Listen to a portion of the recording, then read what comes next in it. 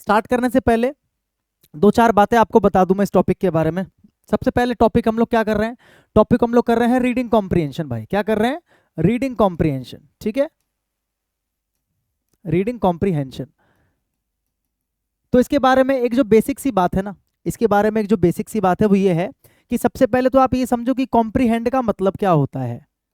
Comprehend का मतलब क्या होता है भाई, कॉम्प्रिहेंड का मतलब होता है किसी भी चीज को पढ़ के उसको समझ लेना। सिंपल सी भाषा में अगर मैं आपको समझाऊं, ज्यादा घुमा के ना समझाऊं, कॉम्प्रिहेंड का मतलब होता है किसी भी चीज को पढ़ के उसको समझ लेना। तो इसी तरीके से क्या किया जाता है एग्जाम में, एक आपको पैसेज दिया जाता है, ठीक है। अब वो पैसेज किसी भी टाइप का हो सकता है, वो एक नैरेटिव पैसेज हो सकता है, वो कोई रिपोर्ट हो सकता है, किसी की बायोग्राफी हो सकती है, वो कुछ भी हो सकता है। किसी भी तरीके का एक पैसेज आपको दिया जाता है, आपको उस पैसेज को पढ़कर उस पैसेज को समझना होता है, और उस पैसेज के नीचे आपसे कुछ क्वेश्चंस पूछे जाते हैं अलग अलग तरह के, उनके आपको आंसर्स देने होते हैं, ठीक है। आप छोटी क्लासेस के अंदर 9th में 10th में 11th में ये सारी चीजें करते आए होंगे। बस थोड़ा सा फर्क होता है कि वहां पर थोड़ा सा इजी पड़ जाता है, यहाँ पर थोड़ा सा मतलब जो लेवल है वो इंक्रीज कर दिया जाता है, ठीक है। और अलग अलग तरह के क्वेश्चंस पूछे जाते हैं, अलग अलग तरह के यहाँ पर पैसेज आपको दिए जाते हैं। तो वही सारी चीजें हम इसके अंदर देखने वाले हैं कि कितने तरह के पैसेज दिए जाते हैं, कितने तरह के क्वेश्चन पूछे जाते हैं, पैसेज की टोन कैसे आप डिटरमाइन करते हो कि टोन क्या है ना, उस पैसेज के अंदर कौन सा फिगर ऑफ स्पीच यूज किया है वो आप देखोगे, वो सारी चीजें मैं आपको समझाने वाला हूँ। लेकिन उससे पहले एक जो बेसिक चीज है वो ये है कि आपको कम से कम इंग्लिश पढ़ना आना चाहिए भाई। अगर आप डायरेक्ट इस क्लास में उठकर आ गए हो ये सोचकर कि कोई मैजिक होने वाला है आज, अगर आप ये सोचकर आ गए हो कि आज की क्लास में कोई मैजिक होने वाला है और आज की क्लास मतलब अगर आप बिल्कुल जीरो भी हो तो भी आपको पूरा समझ में आ जाएगा, तो आप गलत हो। मैं कहता हूं कि आपको इंग्लिश कम से कम पढ़ना आना चाहिए।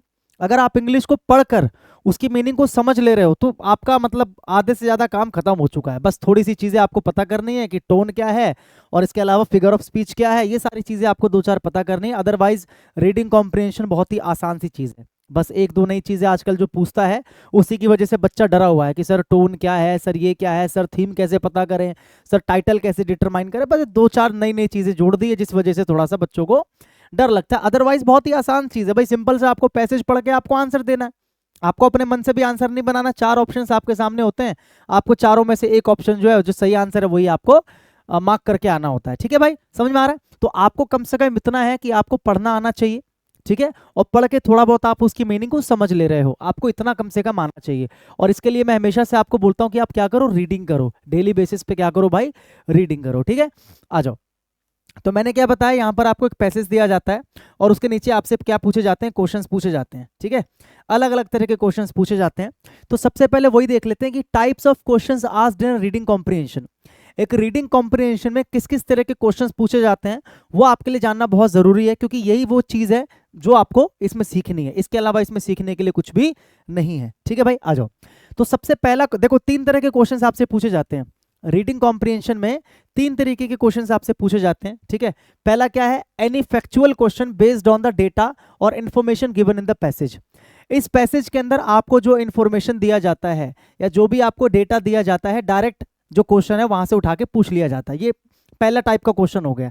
फॉर एग्जाम्पल जैसे यहाँ पर दिया गया कि वर्ल्ड में जितना भी गेहूं का प्रोडक्शन होता है उसका 60% जो है वो चाइना में होता है, मान के चलो ऐसा दे दिया, या राइस का प्रोडक्शन दे दिया कि वर्ल्ड में जितना भी राइस का प्रोडक्शन होता है उसका 60% जो अकेला कहां पर होता है, चाइना में होता है, ऐसा करके लिखा हुआ है। ये आपको एक डेटा दे दिया भाई, और नीचे डायरेक्ट आपसे क्वेश्चन पूछ लेगा कि वर्ल्ड में सबसे ज्यादा राइस का प्रोडक्शन कहां किया जाता है। यानी कि ऊपर जो डेटा आपको दिया गया उसी डेटा के बेस पे आपसे क्या पूछा गया, क्वेश्चन पूछा गया। तो आपका सीधा सीधा चार ऑप्शंस दिए होंगे, एक चाइना, एक इंडिया, एक और दो अलग अलग देशों के नाम। तो आपको चाइना पे क्या कर देना है, मार्क कर देना है। समझ में आया। तो ये पहले टाइप का क्वेश्चन जो कि बहुत ही आसान होता है, इसमें कुछ भी कलाकारी करने की आवश्यकता नहीं है, इसमें सिंपल इसमें ही आपको आंसर मिल जाता है, वही उठाकर आपको यहाँ पर मार्क कर देना होता है, आपको लिखना भी नहीं है, मार्क कर देना होता है।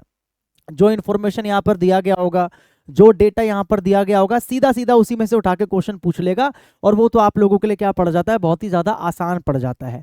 जैसे यहाँ पर मान के चलो कोई नैरेटर है, वो अपने बारे में बता रहा है कि I met a man who was the owner of that house, ऐसा लिखा हुआ है कि I met a man who was the real owner of that house.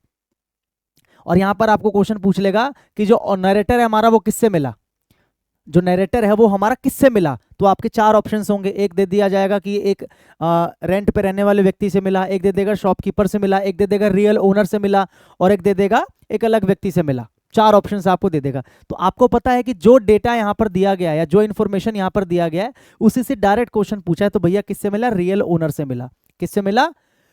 Real owner से मिला। तो पहले टाइप का जो क्वेश्चन है ना, फैक्चुअल क्वेश्चन, यानी कि जो यहाँ पर है वही फैक्ट आपको यहाँ पर पूछ लेगा, कुछ भी अलग से आपको नहीं पूछेगा। अपनी बुद्धि का इस्तेमाल बिल्कुल भी नहीं करना है, यहाँ को देख के यहाँ पर आपको आंसर करना है। ठीक है, ये हो गया आपका पहले टाइप का क्वेश्चन, जो कि बहुत ही आसान होता है।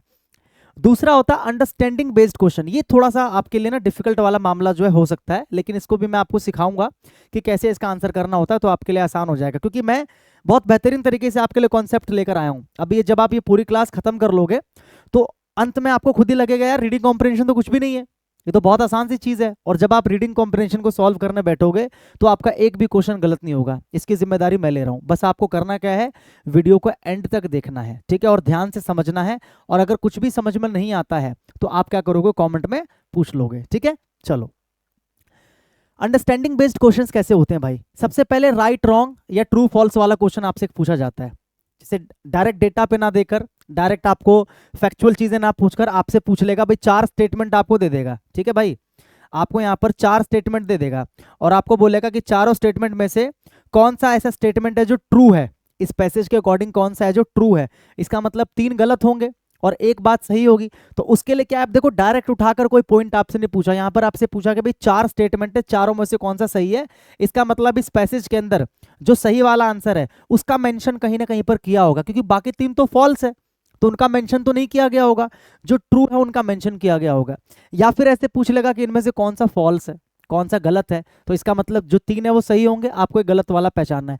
तो इसमें आपकी अपनी जो अंडरस्टैंडिंग है वो थोड़ी सी काम करती है। इसमें डायरेक्ट एक डेटा नहीं पूछा आपसे कि कौन सा देश है जो 60% प्रोडक्शन कर रहा है या वो किससे मिला, ऐसा कुछ नहीं पूछ रहा है। यहाँ पर थोड़ा सा आपकी जो अपनी बेसिक अंडरस्टैंडिंग है उसको आपको यूज करके आंसर देना होता है, ट्रू फॉल्स का या राइट रॉन्ग का।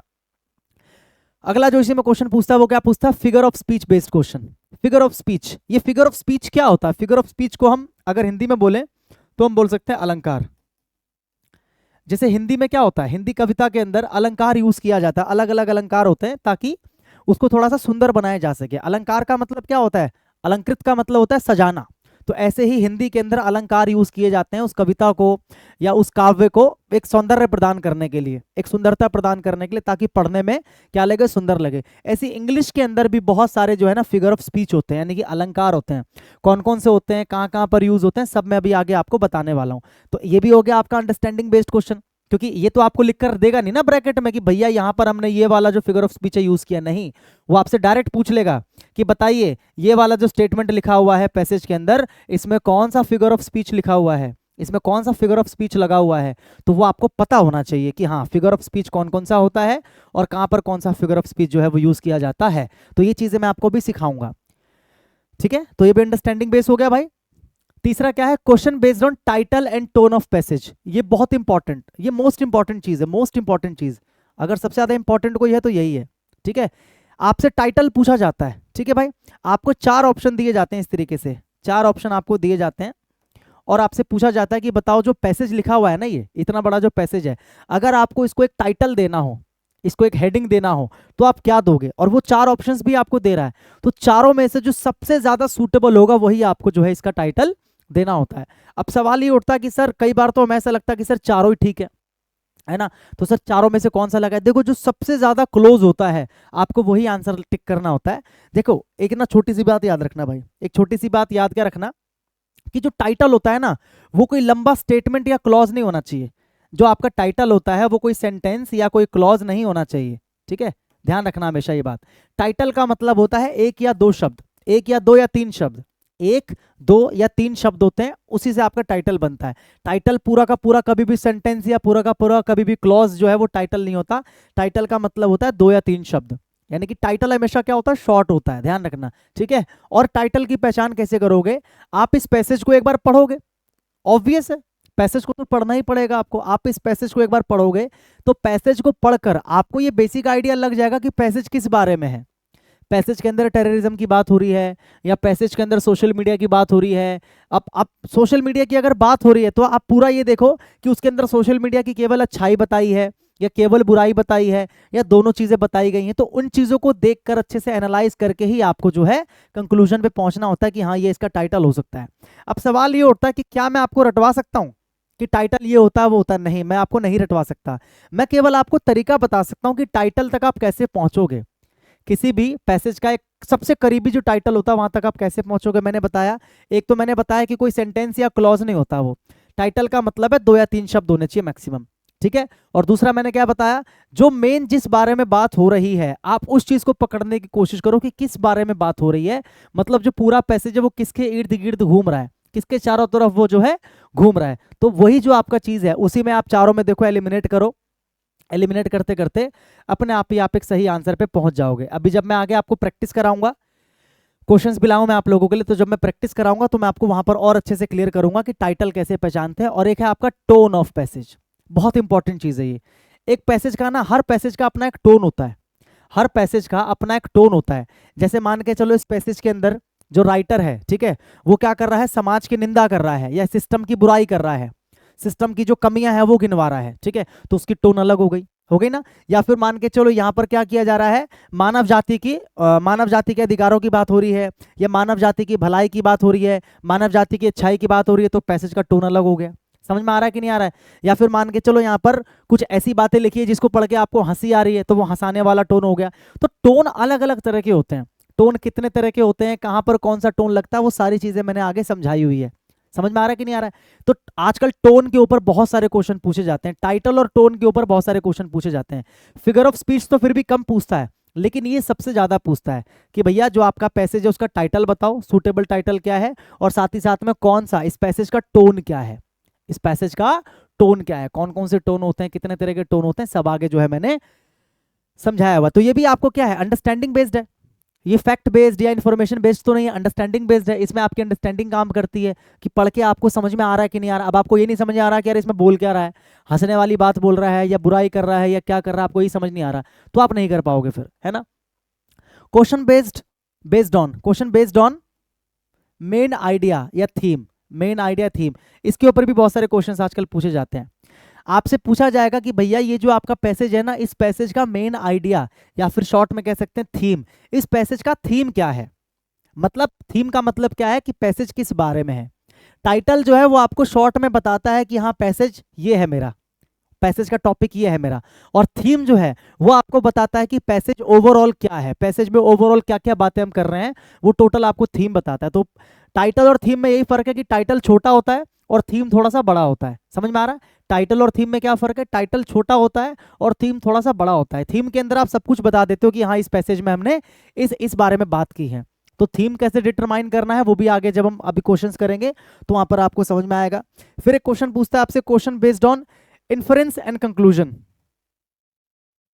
इन्फरेंस एंड कंक्लूजन बहुत इंपॉर्टेंट, ये भी most important. Inference and conclusion का क्या मतलब है, इन्फरेंस का क्या मतलब है, आपसे ये पूछ लेगा कि बताइए ये जो आपने पैसेज पढ़ा, इसको पढ़ के आप क्या अनुमान लगा सकते हैं या आप क्या इन्फर कर सकते हैं, क्या निष्कर्ष निकाल सकते हैं। अब आपको 4 ऑप्शन दे देगा। मेरी बात को समझ पा रहे हो मैं क्या बोल रहा हूं। इस पैसेज को आपने पढ़ा, इस पैसेज को पढ़ के यहाँ पे आपसे क्वेश्चन पूछ लेगा कि भैया ये जो आपने पैसेज पढ़ा, इसको पढ़ के आप क्या इन्फरेंस निकाल सकते हैं या क्या कंक्लूजन निकाल सकते हैं, आपको अपनी बुद्धि का इस्तेमाल करके बताना है। यहाँ पर 4 बातें लिख देगा वो, और आपको बताना है इन चारों बातों में से कौन सी बात जो है आपको सही लगती है, और वो बिल्कुल पैसेज से अलग होगा। मतलब वो टोटल आपके अंडरस्टैंडिंग पे बेस्ड होगा। ऐसा नहीं कि पैसेज की सेम टू सेम लाइन उठाकर यहाँ पर आपको दे देगा, नहीं, कुछ ऐसा आपको देगा यहाँ पर जिसको पढ़कर आपको खुद से समझना पड़ेगा।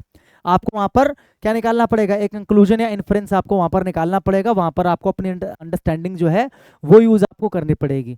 ठीक है। ये सारी चीजें कैसे डेवलप होती है, धीरे धीरे धीरे धीरे जब आप प्रैक्टिस करते हो तब डेवलप होती है।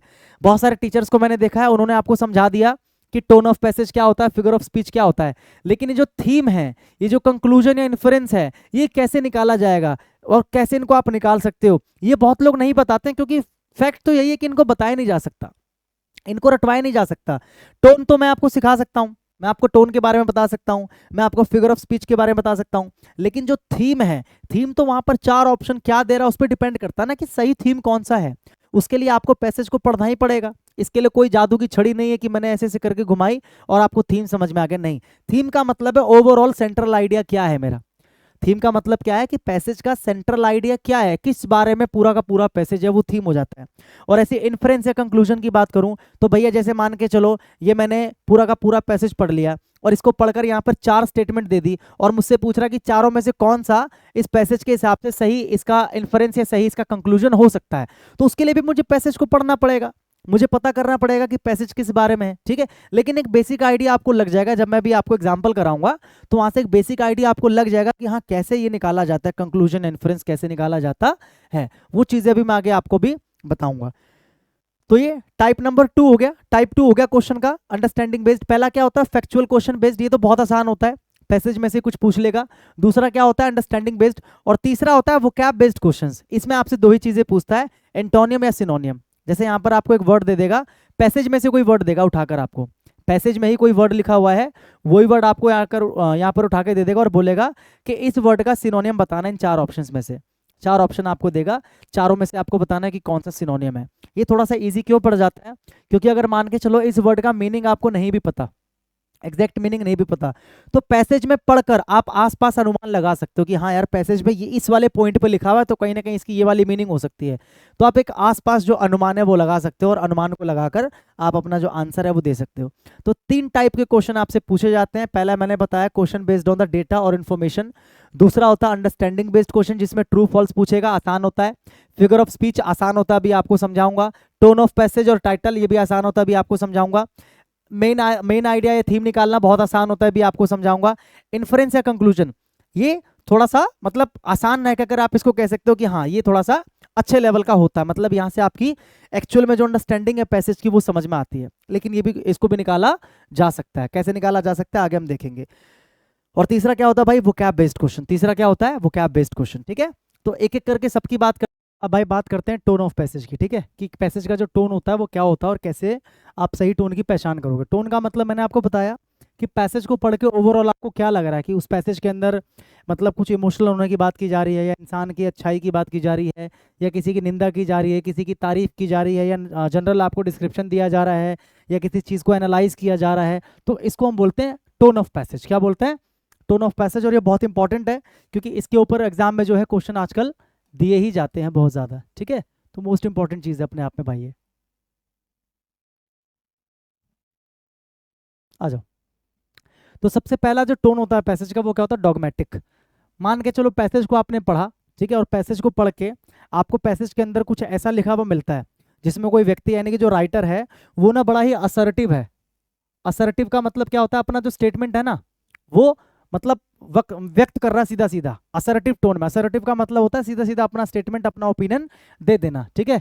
As if they are facts without considering other perspective, मतलब assertive opinions as if they are facts, मतलब आप जो अपने ओपिनियन है उसको ऐसे पेश कर रहे हो as if they are facts, जैसे कि वही सच है, जैसे कि वही सच है। विदाउट कंसीडरिंग अदर पर्सपेक्टिव मतलब जैसे उसमें लिखा हुआ है कि I am telling you that this is the right method, this is the right method. मतलब यहां पर जो लिखने वाला है ना वो क्या कर रहा है, वो सीधा सीधा बोल रहा है कि भाई मैं बता रहा हूं कि ये सही मेथड है, यानी कि वो सीधा सीधा क्या दे रहा है, अपना एक ओपिनियन दे रहा है, असर्टिव ओपिनियन दे रहा है। हाँ मैं कोई बात बोल रहा है, वो समझ में आ रहा है कि नहीं आ रहा है। और ऐसे बोल रहा है जैसे कि मान लो वही फैक्ट है, मतलब जो उसने बोल दिया वो अंतिम है, उसके आगे पीछे कुछ भी नहीं है, उसके आगे कुछ नहीं है, उसके पीछे कुछ नहीं है। तो ऐसी स्टेटमेंट्स अगर आपको मिल रही है सेंटेंस के अंदर या पैसेज के अंदर, तो आप वहां पर क्या बोलोगे कि वहां पर जो है ना पैसेज में एक डॉगमेटिक तरह का जो टोन है वो यूज किया गया। कैसा टोन यूज किया गया, डॉगमेटिक। एक होता है कि भाई विचार करना दूसरे पॉइंट्स पर कि हाँ ऐसा होने से ऐसा हो सकता है, ऐसा होने से ऐसा नहीं हो सकता है। और एक होता है सीधा बोलना कि नहीं ऐसा होता है और ऐसा नहीं होता है, ठीक है। सीधा सीधा क्या कर देते ना, स्टेटमेंट दे देना। तो वहां पर कौन सा टोन होता है, डॉगमेटिक टोन होता है। उसके बाद अगला होता है सटायर। सटायर आपको पता ही है, सटायर का मतलब क्या होता है, सटायर का मतलब एक तरह का बोल सकते हो ताना, है ना। यूजिंग ह्यूमर, आयरनी और एग्जैजरेशन टू क्रिटिसाइज और रिडिक्यूल पीपल स्टुपिडिटी और वाइसेस। लोगों की स्टुपिडिटी या लोगों के अवगुण को क्रिटिसाइज करने के लिए जब आप क्या करते हो, ह्यूमर का इस्तेमाल करते हो, आयरनी का इस्तेमाल करते हो। फॉर एग्जाम्पल जैसे आप बोलते हो ना, अरे वाह वाह वाह तुमने यार मतलब ये 10 गरीब लोग बैठे थे बेचारे, तुमने पूरी एक रोटी 10 में बांट दी, मतलब पूरी एक रोटी बांट दी, गजब है, कैसे कर लेते हो ऐसा, पूरी एक रोटी बांट दी। तो इसको बोलते हैं सटायरिकल टोन। ये तो बच्चा बच्चा जानता है। मतलब आप कहना जो चाह रहे हो ना, उसका रियल मीनिंग कुछ और निकल रहा है। मतलब आप जो शब्द यूज कर रहे हो उसका एक्चुअल मीनिंग वो नहीं निकल रहा जो आप रियल में बोलना चाह रहे हो। समझ में आ रहा है? और ऐसा हम कब करते हैं? जब हम किसी की स्टुपिडिटी को क्रिटिसाइज करते हैं या किसी के अवगुण को क्रिटिसाइज करते हैं, तो डायरेक्ट भला बुरा ना कह के हम सीधा क्या करते हैं, कुछ ह्यूमरस या कुछ आयरनी, कुछ एक्सेजरेशन, बढ़ा चढ़ा के चीज़ों को यूज करते हैं। तो जहां पर भी ऐसा आपको लगे कि यार जो लिखा हुआ है उसका वो मीनिंग ना होकर एक दूसरा मीनिंग वहां पर निकल रहा है, और वो मीनिंग कैसा निकल रहा है? सटायरिकल निकल रहा है, तो वहां पर कौन सा टोन हो जाएगा? सटायरिकल टोन हो जाएगा। अगला होता है क्रिटिकल। क्रिटिकल का मतलब क्या होता है? क्रिटिसाइज करना। क्रिटिकल का मतलब क्या होता है? क्रिटिसाइज करना। जब आप किसी को क्रिटिसाइज करते हो, एक्सप्रेसिंग डिसअप्रूवल, जब आप किसी चीज के प्रति अपनी असहमति दिखाते हो और पॉइंटिंग आउट फॉल्ट्स या किसी की कमियां बताते हो, है ना, किसी को शॉर्टकमिंग्स बताते हो, वही कमियां हो गया, ठीक है। तो इसका मतलब वहां पर जो टोन है वो कौन सा है? क्रिटिकल टोन है। कौन सा टोन है? क्रिटिकल। जैसे मान लो सरकार की कोई पॉलिसी है, सरकार की किसी पॉलिसी से आप डिसअप्रूव कर रहे हो, आप ये बोल रहे हो कि I do not think that this policy will work, ऐसा लिखा हुआ है पैसेज के अंदर कि I do not think that this scheme will work या दिस पॉलिसी विल वर्क, ऐसा लिखा हुआ है। या आप उस पॉलिसी की ना कमियां बता रहे हो कि this policy majorly, this policy is only for the rich class, not for the poor. समझ में आ रहा है? तो वहां पर आप क्या कर रहे हो? उसको क्रिटिसाइज कर रहे हो, आप उसके फॉल्ट्स बता रहे हो, शॉर्टकमिंग्स बता रहे हो, किसी भी चीज के बारे में आप उसे डिसअप्रूव कर रहे हो। तो वहां पर जो टोन होगा वो कौन सा होगा? Critical tone. कौन सा होगा? क्रिटिकल टोन होगा। अगला होता है डिस्क्रिप्टिव टोन। सिंपल, अगर आपको लगे कि एक पैसेज के अंदर किसी भी चीज को डिस्क्राइब किया जा रहा है ना, किसी घर को डिस्क्राइब किया जा रहा है या किसी जगह को डिस्क्राइब किया जा रहा है। डिस्क्राइब करने का मतलब होता है उसके बारे में सेंसरी इंफॉर्मेशन देना। सेंसरी इंफॉर्मेशन का मतलब ऐसी इंफॉर्मेशन जिसको आप ना सेंस कर सकते हो।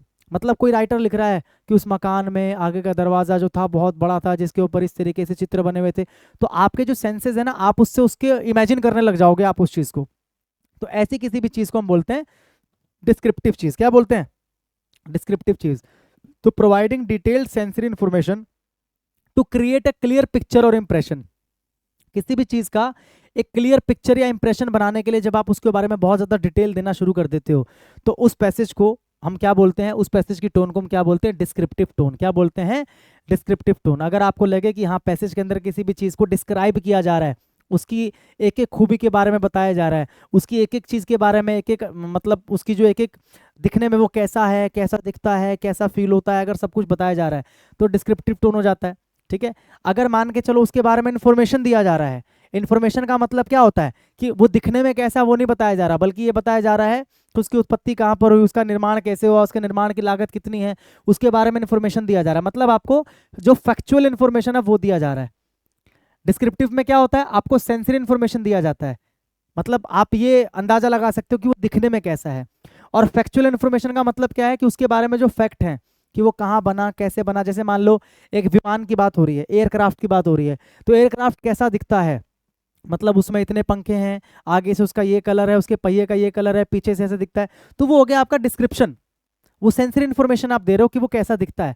लेकिन जब आप बताते हो कि वो किस मेटल से बना है, किस देश में उसका निर्माण हुआ है, कितने का वो इंडिया को पड़ा, इंडिया ने कहाँ से खरीदा है, तो ये सब क्या हो गया? ये सब हो गया फैक्चुअल इन्फॉर्मेशन कि एक बार में कितने विमान को वो कैरी कर सकता है। ठीक है। तो ये सब क्या हो गया? Factual information in a clear and straight forward manner. तो वहां पर कौन सी टोन हो जाएगी? Informative tone. क्या हो जाएगी? सिंपल, अगर इन्फॉर्मेशन दिया जा रहा है किसी चीज के बारे में, ठीक है, आपको डेटा प्रोवाइड करवाया जा रहा है या फैक्चुअल इन्फॉर्मेशन दिया जा रहा है, तो इन्फॉर्मेटिव टोन हो जाता है। रोमांटिक आपको पता ही है, आइडियलाइजिंग और expressing strong emotion of love, beauty और लॉन्गिंग। जब इन चीज़ों की बात हो, लव की, ब्यूटी की, लॉन्गिंग की, तो वहाँ पर रोमांटिक टोन की बात हो जाती है। किसकी बात हो जाती है? प्रेमी प्रेमिका की बात हो रही है या जोड़े की बात हो रही है ना? समझ रहे हो ना? ये चीज़ तो बहुत अच्छे से समझ रहे होगे निकम्मो।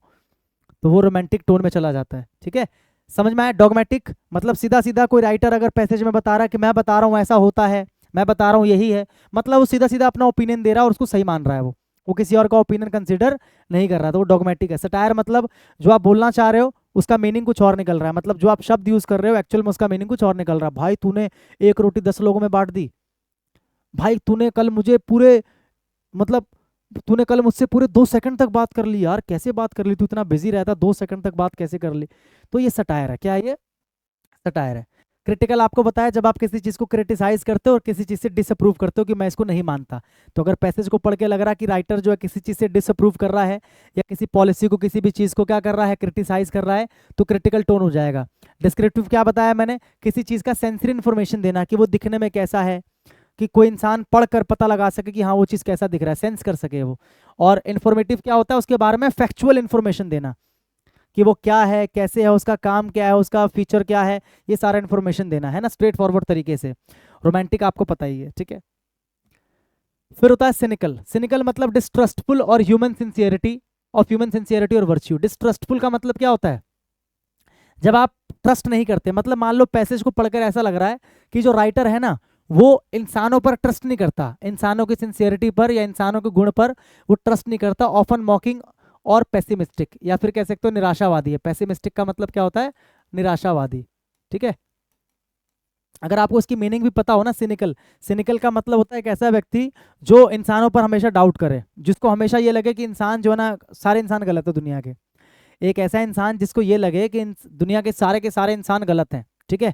और पैसेज के अंदर वो यही बात कर रहा है, पैसेज के अंदर लिखा हुआ है, मतलब कोई राइटर लिख रहा है कि मतलब इंसानों की प्रवृत्ति होती है, इंसान अक्सर दूसरों को धोखा देता है, इंसान अक्सर अपने माहौल को खराब करता है, इंसान अक्सर ऐसा करता है, इंसान अक्सर मतलब वो इंसानों के प्रति बहुत ज़्यादा जो है ना, मतलब डिस्ट्रस्टफुल है वो, मतलब भरोसा नहीं कर पा रहा है वो, है ना, उसकी सिंसियरिटी पर या फिर उसके वर्च्यू पर। और या तो उसका मजाक उड़ाए या फिर इंसानों को लेकर बड़ा निराशावादी हो, तो उसमें कौन सा टोन हो जाएगा, सिनिकल टोन। कौन सा टोन हो जाएगा, सिनिकल टोन हो जाएगा।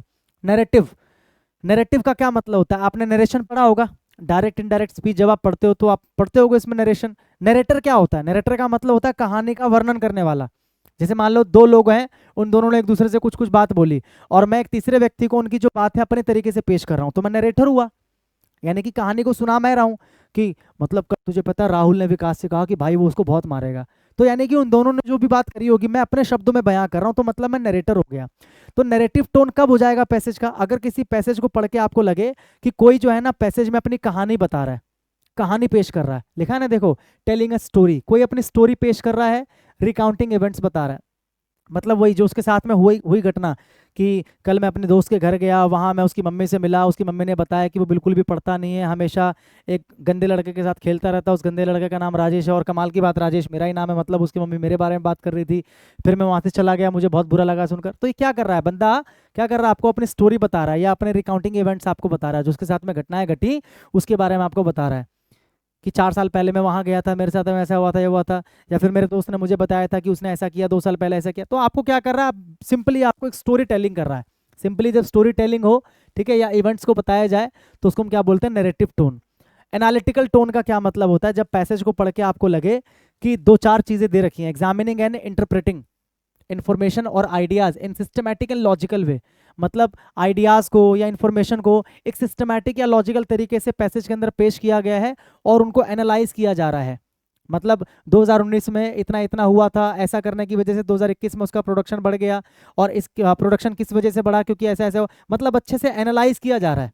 अच्छे से क्या किया जा रहा है, एनालाइज। दोबारा देखो, एग्जामिन किया जा रहा है, इंटरप्रेट किया जा रहा है इन्फॉर्मेशन या आइडियाज को सिस्टमैटिक या लॉजिकल तरीके से, आइडियाज को या इन्फॉर्मेशन को इंटरप्रेट किया जा रहा है कैसे, बिल्कुल सिस्टमैटिक और लॉजिकल तरीके से। तो वहां पर एनालिटिकल टोन कहते हैं हम उसको, क्या बोलते हैं उसको हम पैसेज में, एनालिटिकल टोन का यूज किया गया है।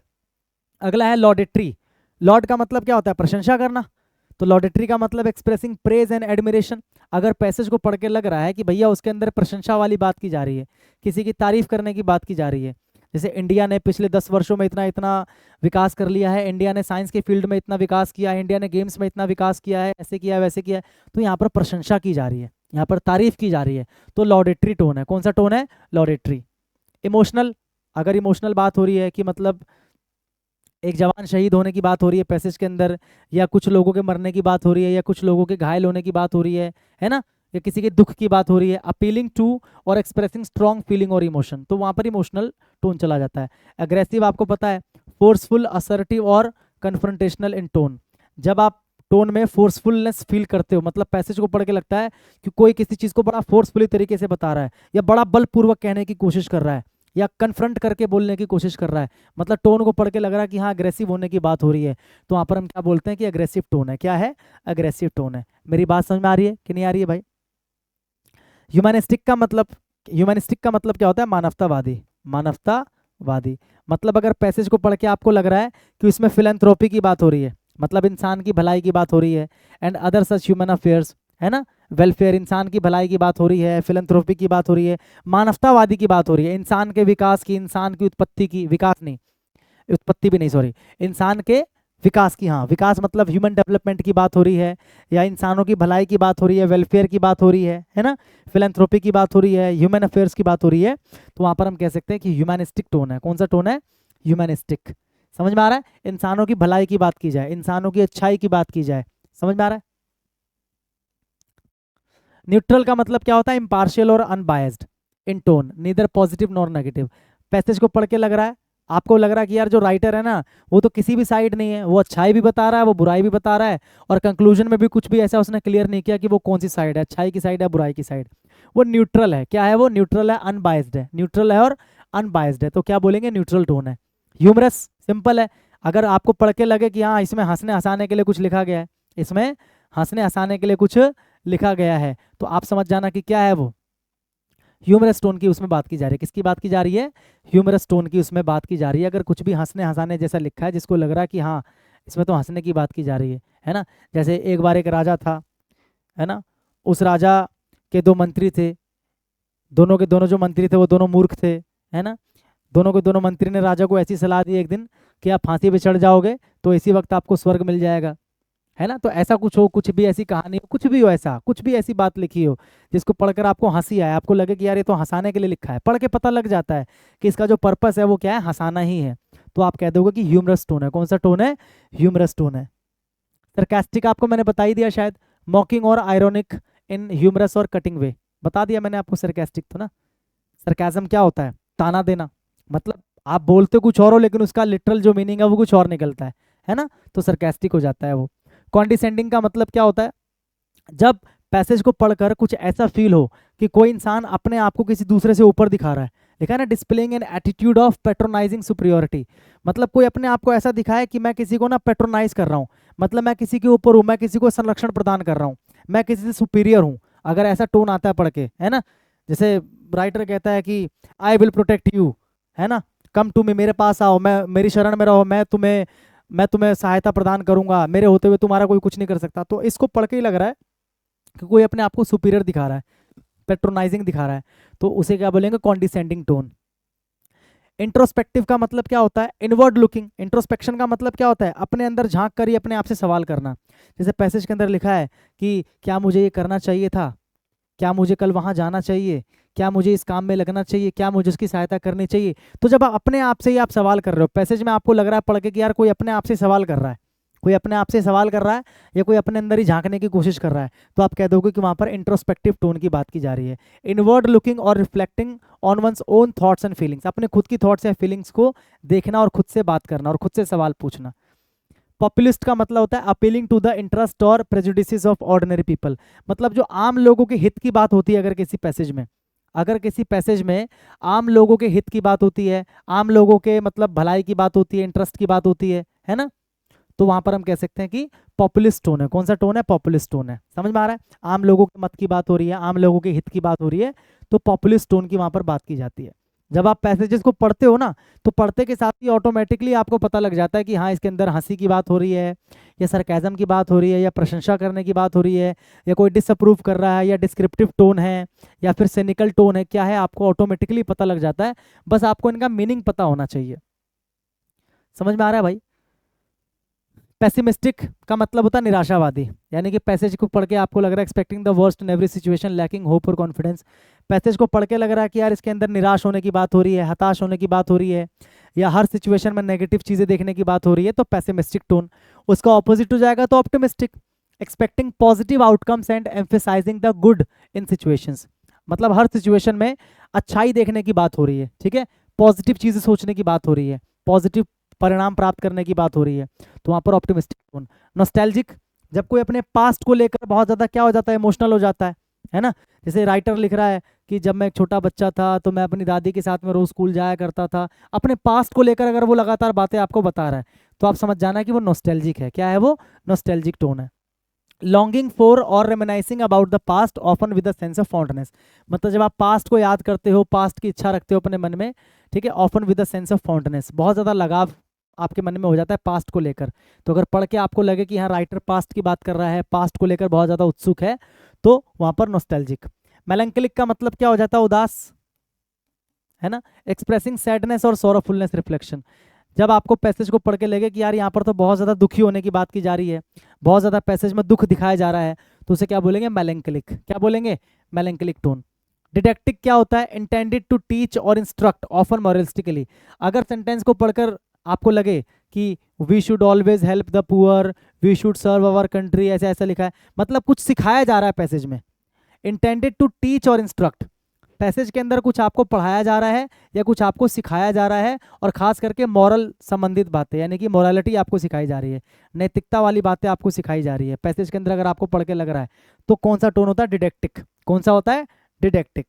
उसके बाद सीरियस टोन, अगर आपको लग रहा है गंभीर बात हो रही है, ग्रेव और अर्नेस्ट इन मैनर और टोन, अगर आपको लग रहा है कि नहीं गंभीर बात हो रही है, कि नहीं इस साल हमें बहुत मेहनत करनी पड़ेगी, बिना मेहनत के काम नहीं चलेगा, हमने बिल्कुल भी पढ़ाई नहीं करी, हमें अपनी पढ़ाई करनी पड़ेगी, बिल्कुल सीरियस होकर पढ़ना पड़ेगा, सब कुछ छोड़ना पड़ेगा, तो सीरियस टोन में बात हो रही है यहाँ पर, है ना, तो सीरियस टोन हो जाएगा। अपोलोजेटिक का मतलब एक्सप्रेसिंग रिग्रेट और रिमोर्स, यानी कि पश्चाताप। पश्चाताप, जब सेंटेंस को पढ़ के लगे कि यार कोई पश्चाताप कर रहा है, या कोई पछता रहा है, कोई मतलब रिग्रेट कर रहा है, पछता रहा है, माफी मांग रहा है ना, सेंटेंस के अंदर या पैसेज के अंदर, फॉर एन ऑफेंस, किसी जुर्म के लिए या किसी गलती के लिए, तो उसको हम क्या बोल देंगे, वहां पर अपोलोजेटिक टोन है। पढ़ के पता लग जाएगा कि हाँ यहाँ पर माफी मांगी जा रही है या यहाँ पर पछताया जा रहा है, तो पढ़ के पता लग जाएगा, तो वहां पर अपोलोजेटिक टोन हो जाएगा भाई। कौन सा टोन हो जाएगा, अपोलोजेटिक, ठीक है। इंडिग्नेंट, फीलिंग और एक्सप्रेसिंग एंगर और स्कॉन, जब सेंटेंस को पढ़ के आपको लगे कि यार कोई गुस्सा कर रहा है ना, कोई क्या कर रहा है, गुस्सा कर रहा है, या स्कॉन का मतलब क्या करना, निंदा कर रहा है, किसी की बुराई कर रहा है किसी की, स्पेशली एट समथिंग अनजस्ट, किसी अन्याय के खिलाफ, है ना। अनजस्ट का मतलब अन्याय, अनफेयर का मतलब वही मतलब बेईमानी, किसी बेईमानी के खिलाफ या अन्याय के खिलाफ अगर आपको सेंटेंस को पढ़कर या पैसेज को पढ़कर लगे कि कोई अन्याय के खिलाफ जो है ना अपना क्या दिखा रहा है, निंदा दिखा रहा है अपनी, या अपना गुस्सा दिखा रहा है, तो इंडिग्नेंट टोन है। कौन सी टोन है, इंडिग्नेंट। समझ में आया। अगर पैसेज को पढ़ के लगे कि कोई गुस्सा दिखा रहा है ना, या निंदा कर रहा है किस चीज़ की, बेईमानी की, या फिर किसकी, अन्याय होने की, तो वहां पर कौन सा टोन हो जाएगा, इंडिग्नेंट। कौन सा टोन हो जाएगा भाई, इंडिग्नेंट। और अगला है विट्यूपरेटिव। विट्यूपरेटिव क्या होता है, बिटरली अब्यूजिव और हार्शली क्रिटिकल, जब आप बुरी तरीके से क्या करते हो पैसेज के अंदर, मान लो किसी को अब्यूज करना शुरू कर दो, या एक होता है क्रिटिकल, क्रिटिकल भी अपने आप में एक टोन होता है, लेकिन जब आप बहुत ज्यादा क्रिटिकल हो जाते हो, बुरी तरीके से बुराई करना शुरू कर देते हो और गालियां देना शुरू कर देते हो कि वो ऐसा है, ये ऐसा है, वो भ्रष्ट है, ये वो है, वो है, बहुत ज्यादा लेवल पे करने लग जाते हो, तो उसको हम बोलते हैं विटुपरेटिव टोन। क्या बोलते हैं, विटुपरेटिव। क्रिटिकल अपने आप में एक टोन होता है, मैंने अभी आपको पीछे बताया था, जब आप किसी को क्रिटिसाइज करते हो, लेकिन जब आप गालियां देते हुए क्रिटिसाइज करते हो तो वो क्या बन जाता है, विटुपरेटिव। क्या बन जाता है, विटुपरेटिव। समझ में आया भाई। तो कितने तरह के टोन आपने पढ़े भाई, एक बार फटाफट से रिकैप कर ले, कितने तरह के टोन आपने पढ़े, फिर हम आ जाते हैं एग्जाम्पल्स पे। पहले आपने पढ़ा डॉगमेटिक, मतलब सीधा सीधा अपना स्टेटमेंट दे देते हो, आप अपने स्टेटमेंट को सही बता देते हो, दूसरों से कोई मतलब नहीं है, मैंने जो बोल दिया वही सही है, डॉगमेटिक टोन, ठीक है। सटायर आपको पता है, मतलब जो बोलते हैं उसका मीनिंग उससे अलग निकलता है। क्रिटिकल, जब किसी को क्रिटिसाइज करते हैं, जब किसी चीज से आप डिसअप्रूव करते हो या किसी को क्रिटिसाइज करते हो, किसी को क्या करते हो, क्रिटिसाइज, तो क्रिटिकल। और जब गालियां देते हो क्रिटिसाइज करोगे तो विटुपरेटिव, ठीक है। डिस्क्रिप्टिव, किसी चीज के बारे में सेंसरी डिस्क्रिप्शन देना, कि वो कैसा दिखता है, वो कैसा दिखने में है, इन सब चीज़ों के बारे में बताना, उसका रंग रूप बताना बेसिकली।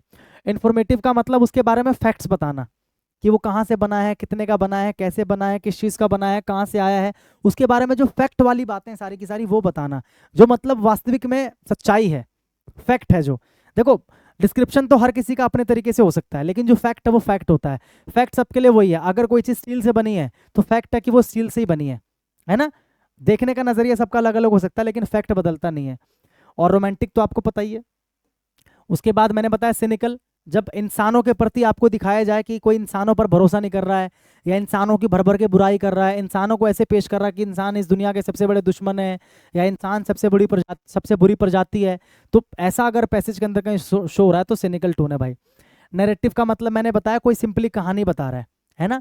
नरेटर जो है वो क्या करता है, कहानी बताता है। तो नैरेटिव टोन का मतलब जब कोई कहानी बताए पैसेज में तो नैरेटिव टोन है। एनालिटिकल का मतलब क्या है, इंटरप्रेट करना इन्फॉर्मेशन को या आइडिया, इसको एक सिस्टमेटिक तरीके से, एक लॉजिकल तरीके से रखना, उनको कंपेयर करना आपस में, उनको एनालाइज करना। तो जब ऐसा टोन आए तो एनालिटिकल टोन कहते हैं। लॉडेट्री का मतलब सिंपल है, प्रशंसा करना, इंसान की, देश की, किसी की भी क्या करना, प्रशंसा करना। ठीक है, अगर आपको लगे कि हाँ किसी पैसेज के अंदर किसी देश की प्रशंसा की जा रही है, इंसान की प्रशंसा की जा रही है, किसी राजा महाराजा की प्रशंसा की जा रही है, तो लॉडेट्री। इमोशनल, जब थोड़ा सा क्या दिखाया जाए, स्ट्रॉन्ग फीलिंग या इमोशन को दिखाया जाए तो इमोशनल हो जाता है वो। ठीक है। एग्रेसिव आपको पता है, जब आप बहुत ज़्यादा फोर्सफुल होकर या फिर बहुत ज़्यादा असर्टिव होकर, बहुत ज़्यादा कन्फ्रंटेशनल टोन में जब आप कुछ कहते हो पैसेज के अंदर, मतलब पढ़ के पता लगता है कि हाँ कोई इंसान अग्रेसिव है, कोई इंसान क्या है, अग्रेसिव है, तो वहां पर क्या हो जाता है, अग्रेसिव टोन। ह्यूमनिस्टिक मैंने आपको बताया, जब सेंटेंस को पढ़ के आपको लगे कि इसमें इंसानों की भलाई की, इंसानों की अच्छाई की, है ना, फिलंथ्रोपी की, मानवतावादी की, इन सब की बात हो रही है तो ह्यूमनिस्टिक टोन हो जाएगा। उसके बाद मैंने बताया न्यूट्रल, मतलब जो राइटर है ना तो पक्ष में ना विपक्ष में, अनबायस्ड है। ह्यूमरस मैंने बताया, हंसाने के लिए लिखा हुआ है पैसेज में कुछ, तो ह्यूमरस टोन। सरकास्टिक मैंने बता ही दिया, बोला कुछ और जाता है, मीनिंग कुछ और होता है। कॉन्डिसेंडिंग मतलब जब कोई अपने आप को किसी से बड़ा दिखाता है, किसी से सुपीरियर सुपीरियर दिखाता है और ये बोलता है कि मतलब तुम मेरी शरण में आ जाओ, तो कॉन्डिसेंडिंग होता है वो। इंट्रोस्पेक्टिव, जब कोई अपने आप से सवाल पूछता है कि मैं जो कर रहा हूँ मैं सही कर रहा हूँ कि नहीं, मैंने जो किया वो सही किया कि नहीं। ठीक है। पॉपुलिस्ट मतलब नॉर्मल इंसान, जो ऑर्डिनरी इंसान है उसके हित की जब बात की जाती है तो उसको बोलते हैं पॉपुलिस्ट टोन। क्या बोलते हैं, पॉपुलिस्ट टोन बोलते हैं। जब नॉर्मल इंसान जो होते हैं, ऑर्डिनरी पीपल जो होते हैं, उनके इंटरेस्ट की बात की जाती है, उनके हित की बात की जाती है कि उनके लिए क्या सही है, उनके लिए क्या गलत है ना, उनके लिए ये वाला लॉ ठीक है या आम इंसानों पर इस लॉ का क्या प्रभाव पड़ेगा, तो उनके हित या ना हित की या अनहित की बात की जाती है, तो उसमें होता है पॉपुलिस्ट टोन। पैसिमिस्टिक मैंने बताया, निराशावादी, हर चीज़ में नेगेटिव देखना, हर चीज़ का नेगेटिव आउटकम होगा ऐसा मान लेना। ऑप्टिमिस्टिक क्या होता है, हर चीज़ का पॉजिटिव आउटकम देखना, हर चीज़ में मतलब आशावादी रहना। नॉस्टैल्जिक मतलब अगर कोई लगे कि पास्ट को लेकर इमोशनल हुआ पड़ा है, पास्ट की चीज़ों को लेकर मतलब भावुक है, वापस उसको पाना चाहता है या पास्ट को याद कर रहा है, तो नॉस्टैल्जिक। मेलैंकोलिक मतलब उदास, अगर आपको लगे कि यार पैसेज को पढ़ के उदासी उदासी जैसी बात हो रही है तो मेलैंकोलिक। डिटेक्टिक मैंने आपको बताया, अगर पैसेज को पढ़ के लगे कि कुछ सिखाया जा रहा है पैसेज में, है ना, कुछ पढ़ाया जा रहा है, सिखाया जा रहा है, खास करके नैतिकता वाली बातें, तो डिडेक्टिक। सीरियस मैंने आपको बताया, गंभीर बात हो रही है, हंसी मजाक से हटकर कि ऐसा करना चाहिए, इस बार हमें ऐसा करना पड़ेगा, अगर हमें अपना टारगेट अचीव करना तो ऐसा करना पड़ेगा, सीरियस टोन हो गया। अपोलोजेटिक मतलब कोई माफ़ी मांग रहा है या कोई पछता रहा है, आपको पढ़ के पता लग रहा है कि कोई पछता रहा है, कोई अपनी गलती की माफ़ी मांग रहा है, तो अपोलोजेटिक हो जाएगा। इंडिग्नेंट का मतलब क्या हो जाएगा, कोई अगर आपको लगे कि कोई निंदा कर रहा है किसी की, किस चीज़ की, कुछ अन्याय हुआ है या कुछ गलत हुआ है उसकी निंदा करना या उसके खिलाफ अपना गुस्सा दिखाना, तो उसको बोलते हैं इंडिग्नेंट टोन। और विट्यूपरेटिव क्या होता है, क्रिटिसाइज करना लेकिन बुरी तरीके से और गालियां दे दे के। ठीक है भाई, तो मैंने आपको बहुत सारी चीज़ें बता दी भाई, अभी तक मैंने आपको बहुत सारी चीज़ें बता दी। अब मैं आपको कुछ एग्जाम्पल्स करवाने वाला हूँ, प्रीवियस ईयर के एग्जाम में आए हुए कुछ मैं आपको क्वेश्चंस यहाँ पर कराने वाला हूँ। ठीक है, कुछ मैं आपके सामने पैसेज लेके आने वाला हूँ और कैसे कैसे क्वेश्चन एग्जाम में पूछे जाते हैं और आपको कैसे कैसे उनका आंसर करना है, वो सारी बातें आपको मैं यहाँ पर बताने वाला हूँ। ठीक है भाई, क्लियर है, आपके सामने मैं एग्जाम्पल लेके आऊँगा। आप कोशिश ये करना कि जब मैं साइड में हो जाऊँगा ना, तो आप एक बार पॉज कर लेना वीडियो को, और पॉज करके एक बार आप अच्छे से कम पैसेज को पढ़ लेना, क्योंकि सबसे पहला जो स्टेप क्या है वो क्या है भाई, पढ़ना। जो सबसे पहला स्टेप है वो क्या है, पढ़ना। आप जब तक उसको पूरे को पढ़ोगे नहीं तब तक आपको पता नहीं चल पाएगा कि पैसेज किस बारे में है, उसकी टोन क्या है ना, उसका जो सेंट्रल थीम है या मेन थीम है, मेन आइडिया है वो क्या है, उसका टाइटल क्या हो सकता है। जब तक आप एक बार उसको अच्छे से गो थ्रू नहीं करोगे तब तक आप नहीं समझ पाओगे कि ओवरऑल उस पैसेज में किस चीज़ की बात हो रही है। ठीक है, एग्जाम में अगर टाइम की कमी होती है और कोई ऐसा पैसेज आ जाए जो केवल उसके अंदर फैक्ट्स हो या इन्फॉर्मेशंस हो, है ना, या एनालिटिकल पैसेज हो ऐसा कुछ, तो उसको हम बिना पढ़े भी हम आंसर दे सकते हैं डायरेक्ट क्वेश्चंस को पढ़ के, क्योंकि हमें वहाँ पर ना सीधे सीधे हमें पॉइंट्स, सीधे सीधे हमें फैक्ट्स वहाँ पर लिखे हुए दिख जाते हैं, कई बार हाईलाइटेड होते हैं वो बहुत ज़्यादा। लेकिन अक्सर ऐसा होता है, बहुत सारे केसेस में ऐसा होता है कि आपको पैसेज को पूरा पढ़ना ही पड़ेगा, और अभी से आदत डालो पैसेज को पूरा पढ़ने की। ठीक है, तो आपके सामने मैं एक वो लेके आ रहा हूँ, पैसेज लेके आ रहा हूँ, आप क्या करना, मैं साइड हो जाऊंगा, आप अच्छे से उसको एक बार जो है ना, अच्छे से उसको एक बार पहले कम से कम आप पढ़ लेना उसको एक बार। ठीक है भाई, देखो मैं आपको पैसेज दे रहा हूँ, ठीक है, आप क्या करो उसको पॉज करके, मैं साइड में हो जाता हूँ, आप इसको पॉज करके एक बार अच्छे से जो है एक बार रीड कर लो जल्दी से फास्ट।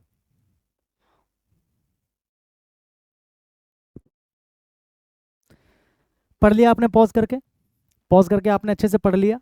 आप समझ गए किस बारे में पैसे चाहिए, ठीक है, पढ़ें इसको एक बार हम। देखो, a fact that draws our attention is that according to his position. देखो, एक फैक्ट है दैट ड्रॉज आवर अटेंशन, जो हमारा अटेंशन अपनी तरफ खींचता है, यानी कि यहाँ पर बात हो रही है फैक्ट की, किसी भी बनावटी बात की बात ना होकर यहाँ पर फैक्ट की बात हो रही है, जो अपना मतलब हमारा ध्यान अपनी तरफ खींचता है। इज दैट, वो फैक्ट क्या है, according to his position in life, कि लाइफ में अपनी पोजीशन के हिसाब से एन एक्स्ट्रावेगेंट मैन। एक्स्ट्रावेगेंट का मतलब क्या होता है, खर्चीला। एक्स्ट्रावेगेंट का मतलब क्या होता है, खर्चीला। एक खर्चीला इंसान इज आइदर एडमायर्ड और लोथ्ड, या तो उसकी प्रशंसा की जाती है या उसकी बुराई की जाती है। देखो क्या कहने का मतलब है कि एक खर्चीला इंसान है, मान लो कोई, ठीक है, वो मतलब कोई इंसान बहुत ज्यादा खर्च कर रहा है, अब उसकी समाज में क्या पोजीशन है या उसकी लाइफ में क्या पोजीशन है, उस बात पर डिपेंड करता है कि उसकी समाज में अच्छाई होगी या बुराई होगी। कहने का क्या मतलब है कि अगर एक बहुत अमीर आदमी है, उसके पास करोड़ों रुपया है, जैसे अंबानी जी का एग्जांपल लेते हैं, उन्होंने अपने बेटे की शादी में 5,000 6,000 करोड़ रुपए खर्च किया, तो उनकी कोई बुराई तो नहीं कर रहा, ये तो नहीं बोल रहा कोई कि अरे देखो घर में खाने के लिए नहीं है और इतना पैसा खर्च कर दिया, क्या जरूरत था फिजूल खर्च करने का। नहीं, सबको पता है कि वो उनके नेटवर्थ का 0.1% ही है, उससे भी शायद कम ही होगा, है ना। तो उनकी उनकी क्या हुई, एडमिरेशन हुई कि वाह क्या अच्छे से खातिरदारी करी सबकी, कितने बड़े बड़े लोगों को बुलाया, उनकी एडमिरेशन हुई, उनके खर्चीले होने पे उनकी एडमिरेशन हुई। लेकिन मान लो उनकी जगह गरीब आदमी होता जो महीने का 10,000 कमाता है, अब महीने का 10,000 कमा रहा है, लेकिन वो जो है ना शादी कर रहा है या मान के चलो कोई फंक्शन कर रहा है, उसमें उसने बैंक से कर्जा पर्जा ले लिया लोन उठा लिया बैंक से और 10-20 लाख रुपए खर्च कर दिया। अब खर्च तो इसने भी किया, खर्च उसने भी किया, लेकिन इसको क्या किया जाएगा, इसको लोथ किया जाएगा, मतलब इसकी बुराई की जाएगी। डिपेंड करता है ना दोनों की पोजीशन पे, उसकी लाइफ में पोजीशन अलग है, इसकी लाइफ में पोजीशन क्या है, अलग है। तो एक खर्चीला इंसान जो है ना, उसकी लाइफ में जो पोजीशन है उस पर डिपेंड करता है कि मतलब उसको एडमायर किया जाएगा लोगों के द्वारा या लोथ किया जाएगा। अ सक्सेसफुल बिजनेसमैन, एक जो कामयाब बिजनेसमैन होता है ना, डज नथिंग, वो कुछ भी नहीं करता to increase his popularity by being prudent with his money, मतलब अपने पैसों से समझदारी दिखाकर ऐसा वो कुछ नहीं करता कि मतलब और उसका नाम बढ़े या उसकी शोहरत बढ़े, नहीं, ऐसा कुछ नहीं है। मतलब एक बिजनेस मैन जो होता है ना सक्सेसफुल, वो आपको कभी भी पैसे को लेकर समझदारी नहीं, मतलब समझदारी उनके अंदर भी होती है, ऐसा नहीं कि समझदारी नहीं होती है, मतलब वो ऐसा नहीं करेगा कि 5 रुपए बचा लूँ, 10 रुपए बचा लूँ, यहाँ से बचाऊँ वहाँ से बचाऊँ, ऐसा कभी नहीं करेगा वो। A person who is wealthy, एक पर्सन जो अमीर है, वेल्दी मतलब अमीर है, इज एक्सपेक्टेड, उससे उम्मीद की जाती है to lead a luxurious life, मतलब जो बंदा अमीर है लोग उससे उम्मीद करते हैं कि भैया ये तो एक बड़ी लग्जूरियस लाइफ जिएगा। And to be lavish with his hospitality, मतलब खुद भी अमीर जिंदगी जिएगा, लग्जूरियस वाली जिंदगी जिएगा, और जो हॉस्पिटैलिटी वो करेगा, मतलब अगर उसके घर पे कोई मेहमान जाएगा या कोई फंक्शन होगा उसके घर पे, तो हॉस्पिटैलिटी भी क्या करेगा, बहुत ग्रैंड करेगा। अगर अमीर आदमी तो उससे उम्मीद की जाती है। इफ इज नॉट सो, लेकिन अगर वो अमीर नहीं है, ही इज कंसिडर्ड मीन, तो उसे क्या समझा जाता है, उसे समझा जाता है mean.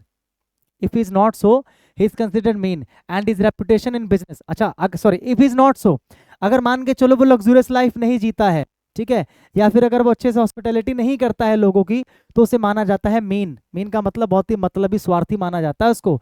And his reputation in business में इवन सफर इन कॉन्सिक्वेंसेज, और बिजनेस में जो उसकी रेपुटेशन बनी हुई है ना मार्केट में लोगों में, शायद उस पर भी उसका बुरा परिणाम देखने को मिल सकता है अगर वो अच्छे से लोगों की खातिरदारी ना करे।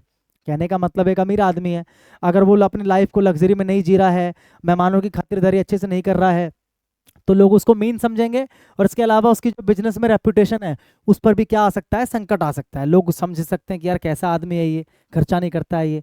The paradox remains that he had not been careful with his money in that first place, he would never have achieved his present wealth. लेकिन कहीं ना यहाँ पर एक पैराडॉक्स भी देखने को मिलता है। पैराडॉक्स अभी मैंने आपको बताया कि दो ऑपोजिट बात है, मतलब एक तरफ लोग उससे उम्मीद करते हैं अमीर आदमी से कि वो खूब खर्च करे, लग्जरियस लाइफ जिए, लोगों की हॉस्पिटैलिटी करे, और दूसरी तरफ दुर्भाग्य की बात या कह सकते हो या पैराडॉक्सिकल बात यह है कि अगर वो पहले अपने पैसे को लेकर केयरफुल नहीं हुआ होता, उसने पहले अगर अपने वो पैसे नहीं बचाए होते, सावधान नहीं हुआ होता, ही would never have achieved his present wealth, तो आज उसके पास जो पैसा है वो कभी होता ही नहीं उसके पास।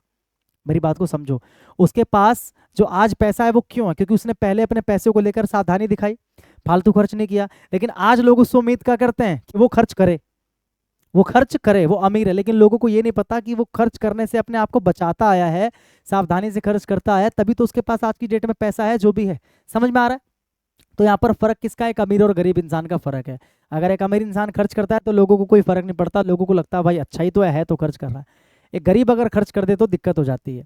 क्योंकि उसके पास होता नहीं है। Among the low income group, जो लो इनकम ग्रुप के लोग हैं, a different set of values exist, उनके लिए एक अलग सेट ऑफ वैल्यूज है भैया।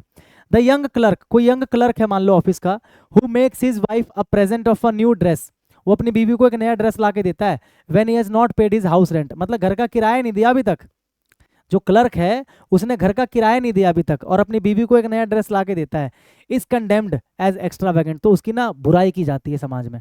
लोग कहते हैं अरे देखो खाने को कहीं अनाज नहीं है घर में, और बीवी को देखो रोज नए कपड़े चाहिए, बड़ी आ रही है महारानी।